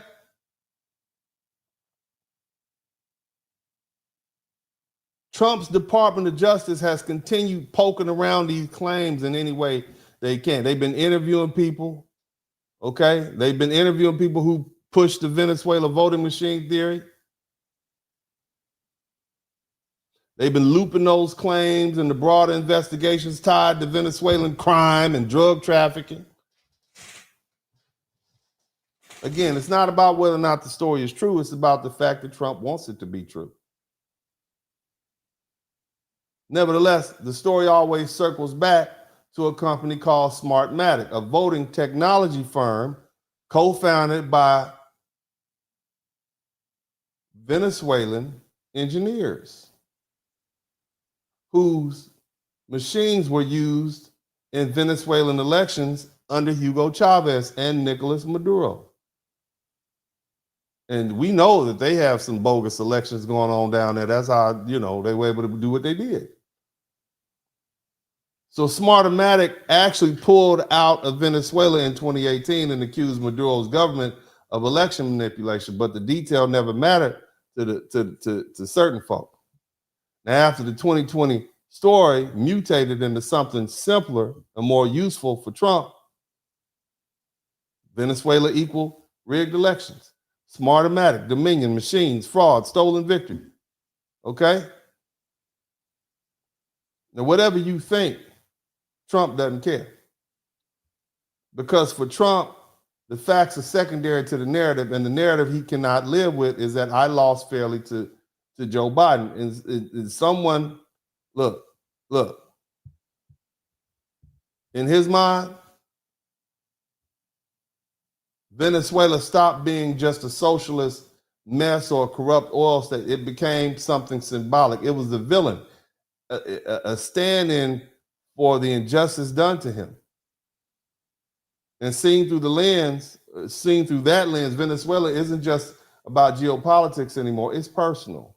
So capturing Maduro, humiliating his regime, asserting dominance over him, in Trump's mentality, it links to that stolen election, and it's not just a strategy, it's revenge. But here's the bigger picture.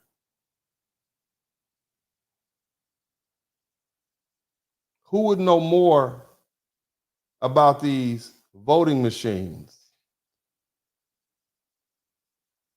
than Nicolás Maduro? See, because it's not just that the voting machines were there. It was like they could be controlled from Venezuela. That's one of the stories out there. And who would be in control of that?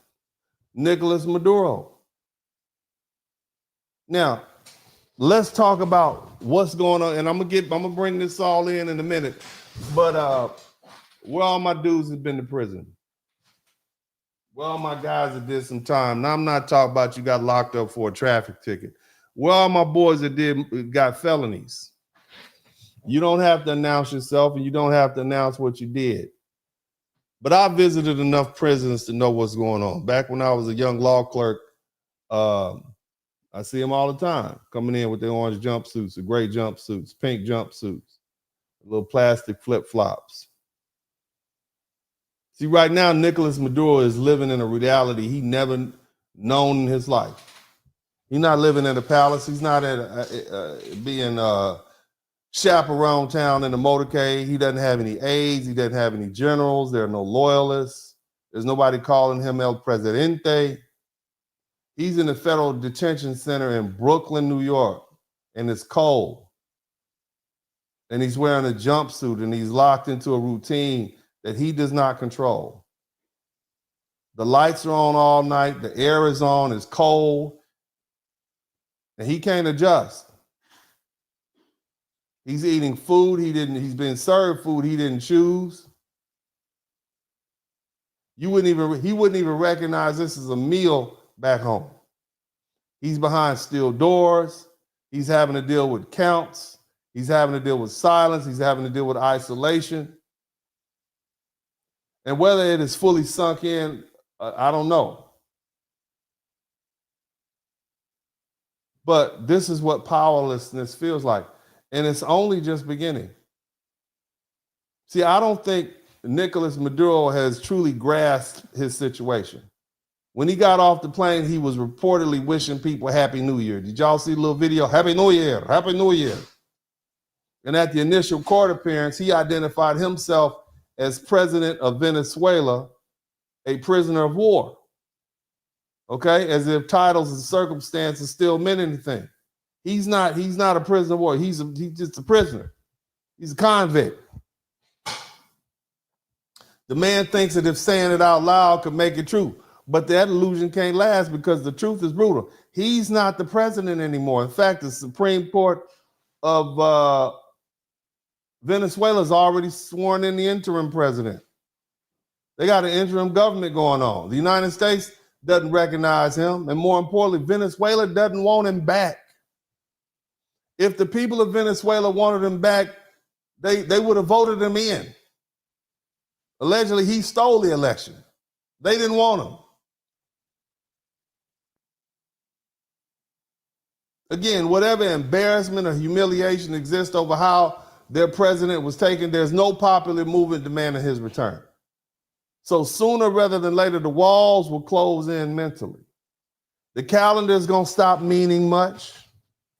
The idea that this is temporary is going to fade, and the real thought will arrive, the one every high-level federal defendant eventually has. There's nowhere else to go. No exile, no negotiation between governments, no last-minute rescue, just court dates, motions, and the possibility of spending the rest of your life inside of American prison. And then there's his wife.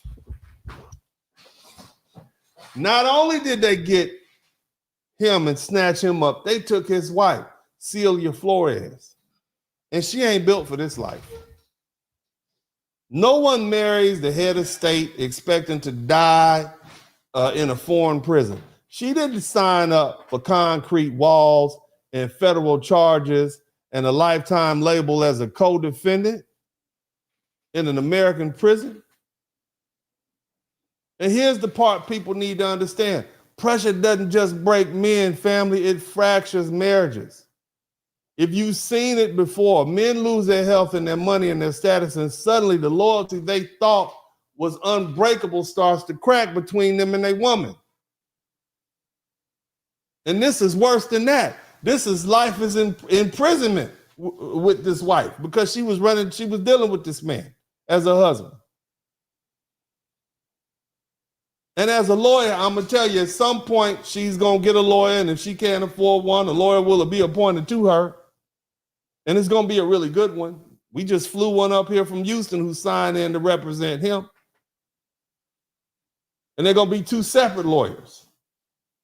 They're going to be an American-based criminal defense lawyer who's experienced and knows what he's talking about, probably several.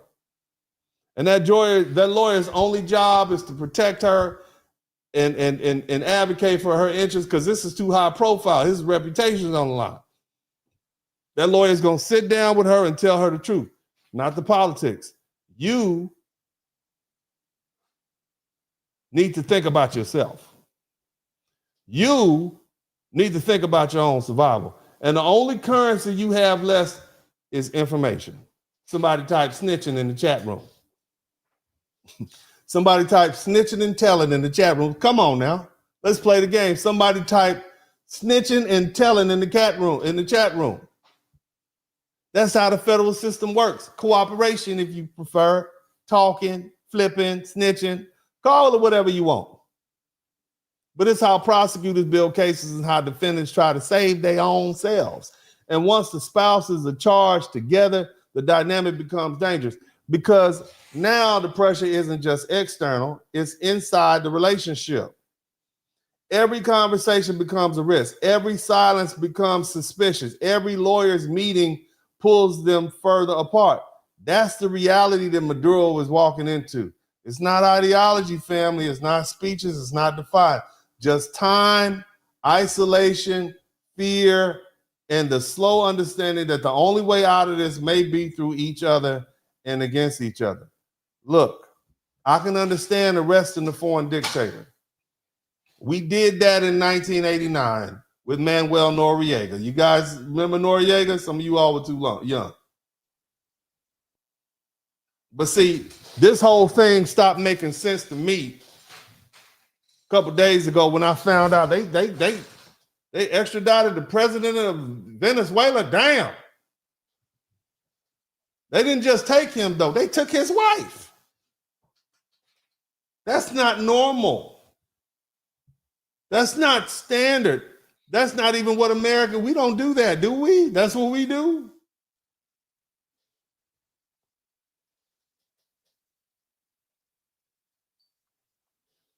Even if the United States is dealing with dictators and drug traffickers and so-called enemies of the state, we don't involve their wives in it. When the United States invaded Panama and captured Manuel Noriega in 1989, we didn't capture his wife. We didn't drag her out the house. We didn't indict her as leverage. We didn't parade her into the federal courthouse. Noriega was the target. He was arrested alone. He was tried alone. That's how it usually works. Even when the U.S. decides to do something this extreme and target a leader, we don't target their wives. So when I saw Maduro's wife, they took her too. My antenna went up immediately. As an old trial lawyer in Texas, my antenna was like, what in the hell is going on? Because now we're not talking about neutral law enforcement anymore. We're talking about pressure. We're talking about leverage. Why take the wife? She wasn't elected. She wasn't the president. She wasn't commanding troops or signing oil deals. And on its face, it makes no sense. And that's exactly why it makes perfect sense. In the federal system, bringing in a spouse is one of the oldest, dirtiest, low-down tricks that prosecutors use. It's one of the most effective pressure tactics there. Y'all baby mamas, your baby mama's telling on you. And see, you don't do that unless you intend to squeeze. You don't do it unless you plan to make the defendant look across the table and ask himself one question: how do I save her? And see, this isn't speculation. This is how federal prosecutions actually work. They don't just charge people. They isolate them emotionally. They separate them from power. They strip them of status. And when they bring in a husband or wife together, it's because they intend to flip somebody. And let's be real for a second. You really expect me to believe this was just a coincidence? That they happened to arrest both of them because she was just standing there? No, it was planned. This was calculated. This was a message, because here's the truth. If the United States only wanted Maduro out of the way, they could have done that. There's plenty of ways. Well, I mean, we've unalived many a head of state before. They could have, if they just wanted him out the way, they didn't have to kidnap him and drag him up here, right? He could have disappeared. We do that all the time. The CIA we've toppled governments. We've assassinated leaders. If they just wanted to remove that threat, they could have done that. It'd have been a lot cleaner and it'd have been a lot quieter to do that. But they didn't want the man dead. They wanted him alive. They wanted him alive and talking in chains. And his wife is the key to that. See, when reality finally sets in, when Maduro realizes he's not going back to Caracas, that he's not getting paraded in as a hero, that he's not being exchanged, but instead he's going to be staring down life in the U.S. federal prison next to El Chapo, that's when the bargaining starts. That's when the defendants start asking what they can give. And in that moment, Celia Flores, his wife, becomes a pressure point. Because no matter how defiant a man acts, when he realizes his power is gone, his country doesn't want him back, and his wife may die in prison with him because of something he did, the calculations change. That's why this wasn't just about oil, family. That's why this wasn't just about China or Russia. This was personal. This was psychological. This was about breaking a man publicly. This is why the capture of his wife was a giveaway. That was a red flag. It told me off top, there's something more coming. People can't pretend this is business as usual. You can fake it if you want to. But history tells me otherwise. They want cooperation, they want testimony, they want leverage, or they want a spectacle. And whether people are ready to admit it or not, that moment when they took both of them was the moment they stopped being routine and became something else entirely. Look, man, here's my prediction. It might be controversial, but it's what it is. Maduro and his lawyers know one thing for certain. Donald Trump believes that the 2020 election was stolen. He's never walked that back, not once. His supporters still believe it. And one of the longest running claims tied to that belief involves electronic voting machines in Venezuela. That theory has been rejected by many courts. It's been debunked by experts, and it's all, it is what it is. Okay? But here's the part people don't like to talk about. Okay? If you're Nicolás Maduro and you're staring at life in prison, in a U.S. prison, and you know exactly what the president of the United States wants to hear, what incentive do you have to stay silent?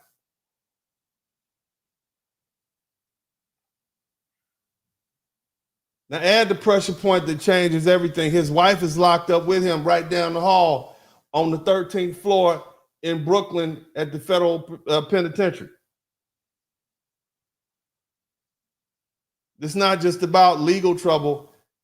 It's personal. His pride, his ego, his masculinity. Maduro has built an entire public identity on strength and dominance and control. How does he look? How does he feel if he's sitting in the cell while your wife faces life in prison alongside you? You're not even man enough to protect your own wife. Any man keeps his wife as far away from his bullshit as she possibly can. How does it affect him if he got his wife caught up in his bullshit, family? As a man.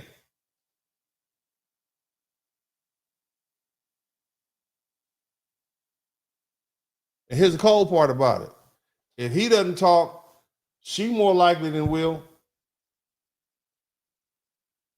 Any competent American defense lawyer is going to get her to say, any lawyer is going to get her to try to flip up. Shout out to Sylvia Love.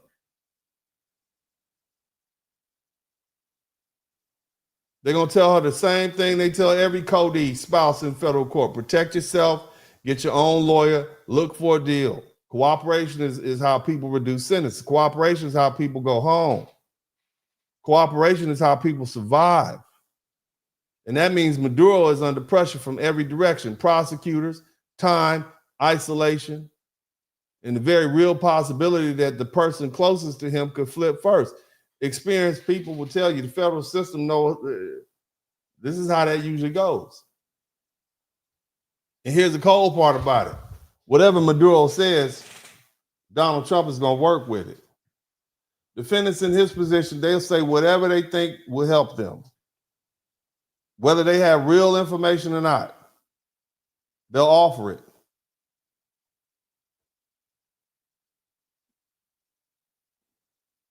If they don't have any information, they'll exaggerate, they'll embellish. Sometimes they just outright invent narratives they think the prosecutors want to hear. This happens far more often than the public likes to admit. Prosecutors know it. The judges know it. They may try to verify it independently. And we understand that lies end cooperation immediately, but That doesn't stop desperate people from trying.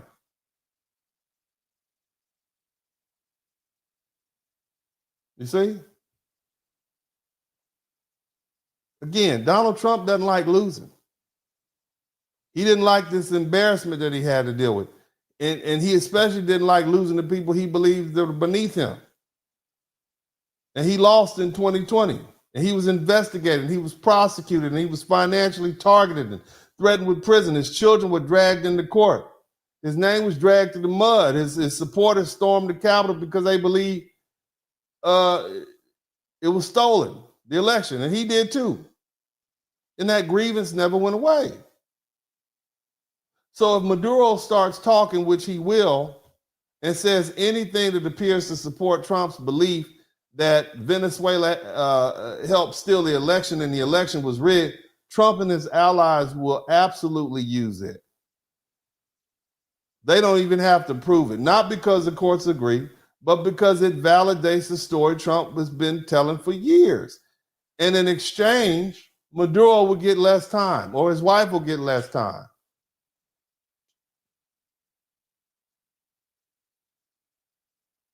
You understand how that works? That's the system.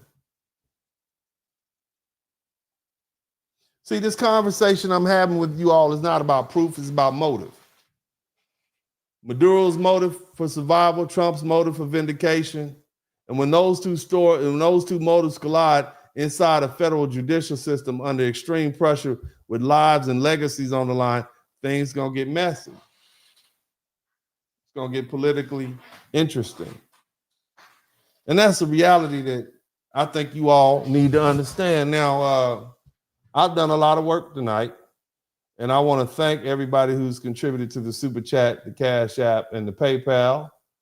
I do have a few more things to say before I leave, but I want to first acknowledge and thank everybody who's contributed to the Super Chat, the Cash App, and the PayPal. Now, if you've learned something tonight, if I've caused you to see this in a different angle that you otherwise would not have seen it, then I should earn something. And I know you all have.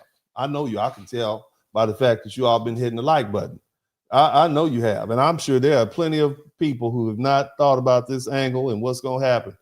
They're going to use this man to say whatever they need him to say so he can save himself and his wife. And this is allowing Trump to kill 2 or 3 birds with one stone. Yeah, I get it. There's a lot of political reasons why we can do this, a lot of America first reasons, but at the end of the day, this is personal. You dig? You feel me? But again, we got 17 Super Chats, man. Let's acknowledge the beautiful people who contributed to the Super Chat, the Cash App, and the PayPal. We will actually start off with the folks who came through with the Cash Apps, man. I want to make sure I get them in first. Let's see who we got. We have my man Lucifer Ratzinger. Thank you so much for the $25 super Cash App. Shout out to my man Turner. Thank you for the $500 Cash App, baby. Appreciate that. We're gonna start this year off right. We got Uncle D in the house tonight. Yeah. Bars. Shout out to my man Richard Cleveland for the $2 Cash App. Shout out to Turner again for the $5 Cash App. Shout out to Reginald Phillips. Thank you so much. He said, blessing. I appreciate you, family. Terrence Patterson, thank you so much for both of these gentlemen contributed $10. I appreciate it, man. Thank you for your hard-earned contributions. Again, you don't have to give me $1, okay? But if you earn something, if you learn something, I should earn something. You definitely have something to talk about tomorrow at the water cooler. You be like, this ain't about oil. It's not about this. It's about Trump getting somebody to explain that election was stolen from him, because none of the stuff that happened to Donald Trump in the past 4 years between his first presidency and now would have happened had he been president. So he blames even the assassination attempt. All of that is because the election was stolen from him. So he has something like a blood vendetta against the people who stole it from him. You understand? This is how this man thinks. This is the way he sees things. And if you study people like this long enough, all they need to do is pick an enemy, and that motivates them. This is where we at, man. Very interesting times. But anyway, big shout out to Urban Eagle. Thank you so much, my brother, for the $5 super sticker. And let me also do this. Thank everybody who's contributing to the Super Hearts when the broadcast is over. I want to give a shout out to everybody on the replay. Appreciate y'all for making it this long. Shout out to Mr. 43TX, a little back pay. Thanks for all you do. Yes, sir. Appreciate that. We got 19 super chats. Maybe we can get 20. That'll be plenty. We ain't there yet, but we ain't done yet either. So y'all see if y'all can get me to 20 super chats, and that'll be cool with me, man. But let's see who else we got in here. I want to make sure I get all my.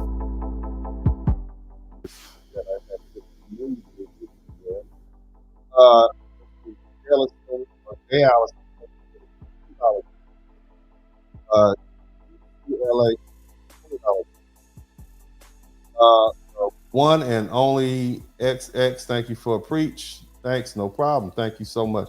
My man, Lord Geotron 7189. Uncle D, I'm still absolutely rolling with you. Big G, thank you so much, brother. I appreciate you, young brother. Always good to hear from him.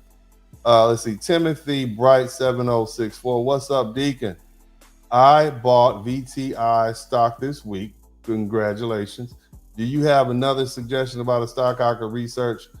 Maybe by, hey, brother, I'm going to do another broadcast on that financial aspect in the near future. But you know, we're going to do what we do right here. Shout out to Yaya's kids. We're resting. That's right, baby. We are resting. Shout out to you, and shout out to everybody who's contributed to my legal practice. Okay, all the people who have contacted me for consultations, all the people who contacted me to represent them. You guys make sure you understand. I'm not begging anybody for anything, but I am going to ask you to contact me if you've been involved in a motor vehicle accident. Now, there's a lot of people out here who've utilized my services, whether it's a 1-hour consultation or a 2-hour consultation. I've help people get through medical school. I've helped folks get their legal, I'll say police licenses back. I've helped folks do a lot of stuff. And I appreciate that. I help people found companies and corporations over the past 5 years, just folks that I met on the internet. But my main thing is car accidents. And what that allows me to do is it allows me to continue speaking the truth. It allows me to not hold back. It allows me to be honest, because you all are the ones that keep me in business, which I pretty much keep separate from my YouTube. And I very rarely ask you all to even entertain that. But you can Google me. You can see I'm one of the best lawyers in the country when it comes to personal injury cases. So if you've been injured in a car accident, at 713-229-0770 is the way in which you can reach out to me wherever you are around America. As you all know, I'm licensed in multiple states and I have friends all over. So if I can't help you, I can refer you out. But if you've been involved in a car accident in Texas, give me a call. I'm pretty much the same person on the phone as I am on these YouTube streets. I'm honest, I'm hardworking, and I'm hard hitting. So shout out to everybody who's helped me in that regard. Help me, let me help you. Okay, that's what you need to do. Let me help you with your car accident. If you've been in a wreck, let me help you get a check. Praise God. Anyway, who else we got? Shout out to my man. They say, oh my goodness, I lost somebody. Let me see. Shout out to the one and only Preach Fam. I will. Thank you so much. I think I read some of these already. I done got past these. I done got sidetracked. My man Brolick Sean said, paying tithes for this good word from you, Bliss. Thank you so much. Lord Gigatron again says, now they not getting rich off our neighbors. Thank you so much. I appreciate you, brother.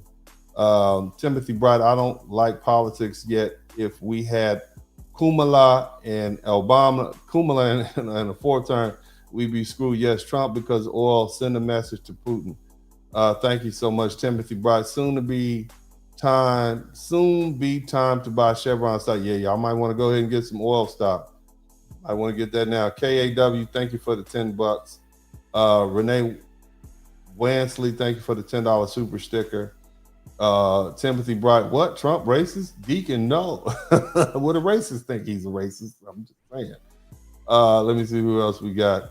That would be a good short snippet, Deacon. Thank you so much. Yeah, man, snip up all my stuff and send it to me if you like it. You can email it to me. Sylvia Love Jones, happy Wednesday, Dennis, in the chat. Is this true that spouses have immunity to not testify against each other? They have immunity if they choose to, but if they're trying to cop a deal, they're not going to utilize that immunity, baby. That's what I'm trying to explain to you. That girl is going to go for herself. She's not trying to spend the rest of her life in prison with him. At least she want to go to witness protection program and move to Missouri or something like that. If she can't go back to Caracas, are you kidding me? She don't want to do that? Oh no. Shout out to Mark Freelancer. Thank you so much, brother. Always good to see you in here. I learned something. Good looking out. All right, so we got 20 super chats. Oh, we got 19 super chats. We didn't make it to 20. It'd have been great if we could have got to 20, but that's all right. We'll come back another night. Yeah, but we're going to keep on fighting the good fight. Yeah. Anyway, thank you so much. Let me make sure I got all my cash apps. Got these guys in, these guys and gals. Okay, so look, fam. We're going to go ahead and wrap this thing up. We are at the 3-hour mark. Not that that matters. I'll go as long as you guys are contributing and enjoying the broadcast. But I think I've done enough. I think I've done a lot of work tonight. What do you guys think? Did you learn something tonight? For those who didn't contribute, it's no big deal. It's all right. Did you learn something tonight? That's the most important thing. Did you subscribe to the channel tonight? Because see, tonight I have it on subscribers only. So only the people who can, only the people who subscribe to the channel can comment, because we had a few people saying some mean things in the chat room. And you know, Uncle D is trying to keep it PG for the 2-6. You dig? Anyway. Oh, we got some more super chats. Shout out to folks. Somebody said, what's your email? My email for the purposes of this is spurlingdennis@gmail.com. I will let it run along the bottom for a little while. spurlingdennis@gmail.com. You can reach me at spurlingdennis@gmail.com. And of course, the Cash App is up here. And then, of course, my office number is 713-229-0770, 24 hours a day, 7 days a week. Feel free to give me a call. Now, again, family, let me say this plainly, because I want to conclude and I want you all to go about your day and enjoy your evening and hopefully digest this. I don't want to sugarcoat anything. All right. I'm not concerned about who's uncomfortable. Okay. I'm going to just say it like this. We tried to tell you. We tried to tell you. Who am I talking about? Huh? Who am I talking about? We tried to tell you. Black people have been warning folk for generations how America really works, how power really moves, how rules really bend, and who they bend for. We told you all, didn't we? We told you all that America's fairness is conditional, didn't we? We told you that. And you all told us to work harder. You all told us you'll be fine. That was a myth, wasn't it? We told you all that justice in this country is selective and situational and enforced based on who you are and not just what you do. And what did you all say to us? You said we were playing victim. You said we were bitter. You said we were exaggerating. You said America wasn't like that anymore. You told us to stop talking about race.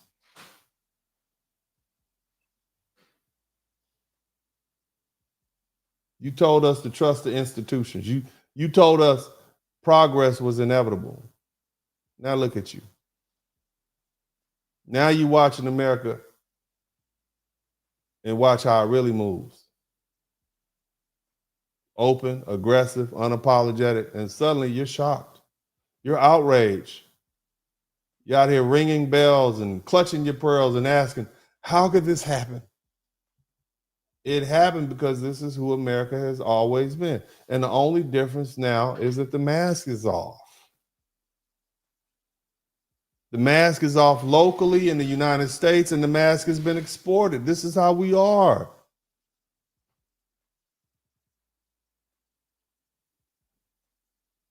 Trump is talking about taking Greenland, invading Cuba, bombing Mexico, and a couple other ones. And if Nigeria doesn't watch it, they're going to get invaded too. We're going to take their oil.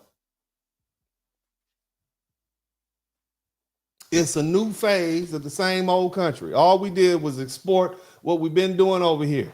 And when I say we, I'm talking about them. It's a big, bad,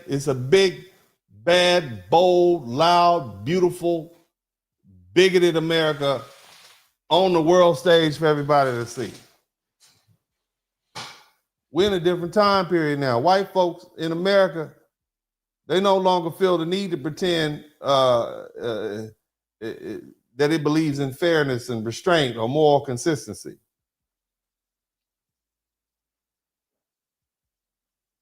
And don't tell me this is friends. Don't tell me, I'm talking out the side of my neck. Don't insult my intelligence when you have people like Nick Fuentes are treated like political thinkers. When the vice president of the United States feels the need to address this man, when you have people like Charlie Kirk who get compared to Dr. Martin Luther King, a man who openly pushed racist narratives, that tells me everything I need to know. This isn't underground. You see?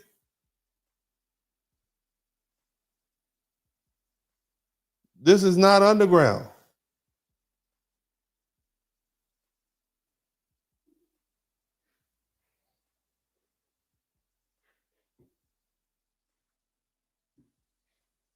This is mainstream. This is institutional. This is rewarded behavior. And so now you want black people to come off the bench? You want these folk want black people to get outraged? You want us to get emotionally invested because some South American dictator got kidnapped and brought to America? Who's been the president of one of the most racist, anti-black countries in the world?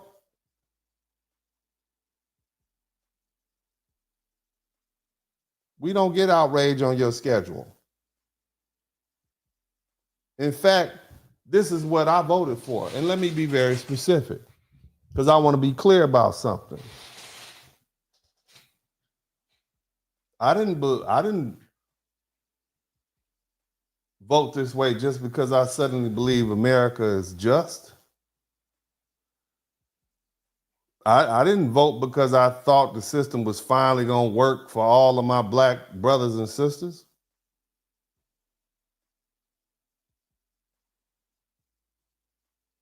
I voted so you all could be exposed. I voted for you all to be exposed to the chaos that black folk have been exposed to. I wanted to be visible. I wanted to see the swamp drain and the chaos that it caused. I wanted the rest of the country to feel what black folk have been dealing with in this country for 407 years. I wanted the rest of the world to see what Black America has been telling the rest of the world. This is what America is about. I wanted you to feel helpless. I wanted you to feel the rage. I want you to feel the uncertainty. The realization that power does not care about your funky feelings. See, that's not cruelty. Me wanting you to experience what we've been experiencing. That's therapy. So you didn't believe us. You mock our movements, Black Lives Matter, All Lives Matter. You mock our heroes. You mock our leaders, you assassinate them. You dispel our spiritual beliefs and systems. See, you didn't believe us when we warned you calmly. You didn't believe us when we showed you history. You didn't believe us when we showed you data. So now you can feel it.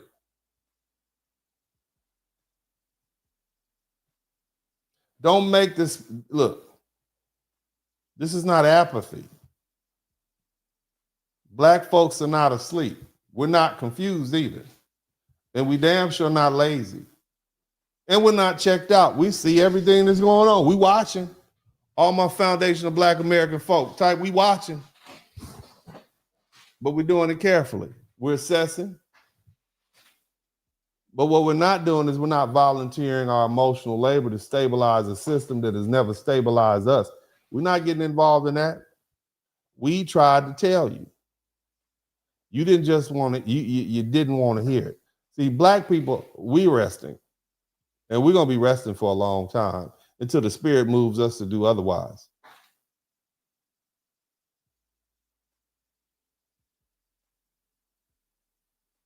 And to my brothers and sisters, let me tell you something. No amount of bell ringing and finger wagging and pearl clutching and fake moral outrage from the Democratic Party or the liberal establishment or anybody else is going to get me off the bench. That trick is dead. The shame game is over. This is dangerous. This is unprecedented. This is outrageous. This is going to change America. That routine doesn't move us anymore. This is the what do they say? This is the election of a lifetime. Remember that vote or die? That was P. Diddy's thing. They put him in jail.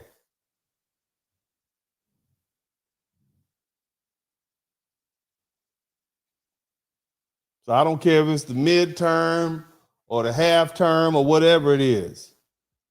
For my Black folks who are sitting on the couch, keep on sitting. For the Black folks who vote Republican, do what you do. For the Black folks voting Democrat, do what you do. I say vote your interests. That's the only advice I give. And if voting your interests means not voting at all because you don't want to be bothered, so be it. See, you can't scare people who've already been through everything.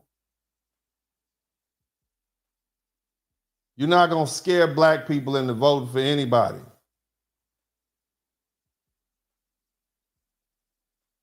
See, we know what power looks like when it's used against you. We know what hypocrisy sounds like when it lectures you. And we know panic when we hear it. Not panic because something is wrong, but panic because somebody's losing control. See, what you just watched over the past week or so, it wasn't an accident. It wasn't chaos. It wasn't confusion. It was power. It was power exercised openly, unapologetically, and without asking permission. And whether you like Donald Trump or hate Donald Trump, whether you agree with every move or don't agree with anything, one thing is clear. The old rules about who gets to act, who gets to decide, who gets to define reality are changing right in front of your face. Now here's what Black people understand. Better than anyone else in this country. Nobody ever saved us out of moral concern. They didn't save us from slavery. They didn't save us from Jim Crow. They didn't save us from civil rights. None of that. Every inch of leverage we've gained came when power shifted. Not when we begged politely for approval from people who never respected us in the first place. So when they scream at you to be outraged,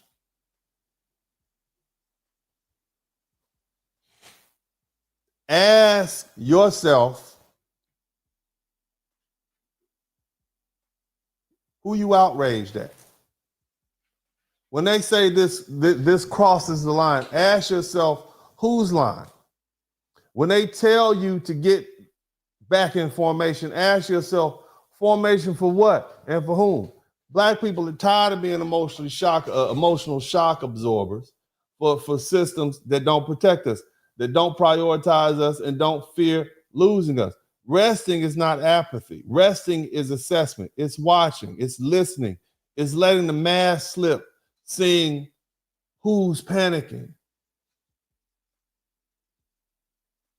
When the old order starts to crack. And don't get it twisted. You're not going to be able to send your preachers and give out some Sunday morning sermon, and these white liberals are not going to get on all these different channels and scold us with op-eds and get Black people to rush out and go back in and exhibit blind loyalty. Those days are over. We're not asleep. We're damn sure not confused, and we are certainly not obligated, but we are watching. And whether they want to admit it or not, this is exactly why they're nervous. Now, before anybody starts crying rivers for Venezuela, let me remind you something else that I talked about that people rarely talk about. There have been international surveys that say that these folk have been openly hostile to black people in the form of anti-black racism. So I'm gonna reserve my sorry feelings for the next black man or woman who gets assassinated by the local sheriff or police department on the traffic stop. I'm gonna reserve my sorrow and sadness for the next black veteran who can't get treated at the VA.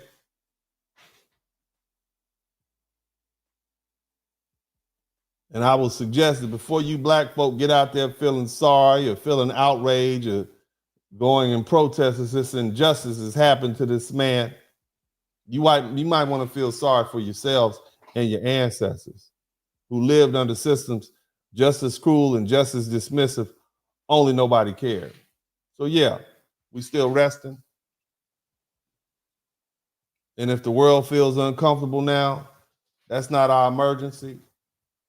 That's just reality being felt by people who never believed us when we warned them in the first damn place.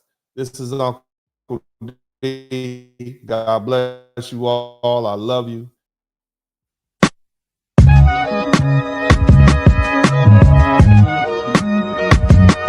In the Spurling podcast, hit the like button, subscribe.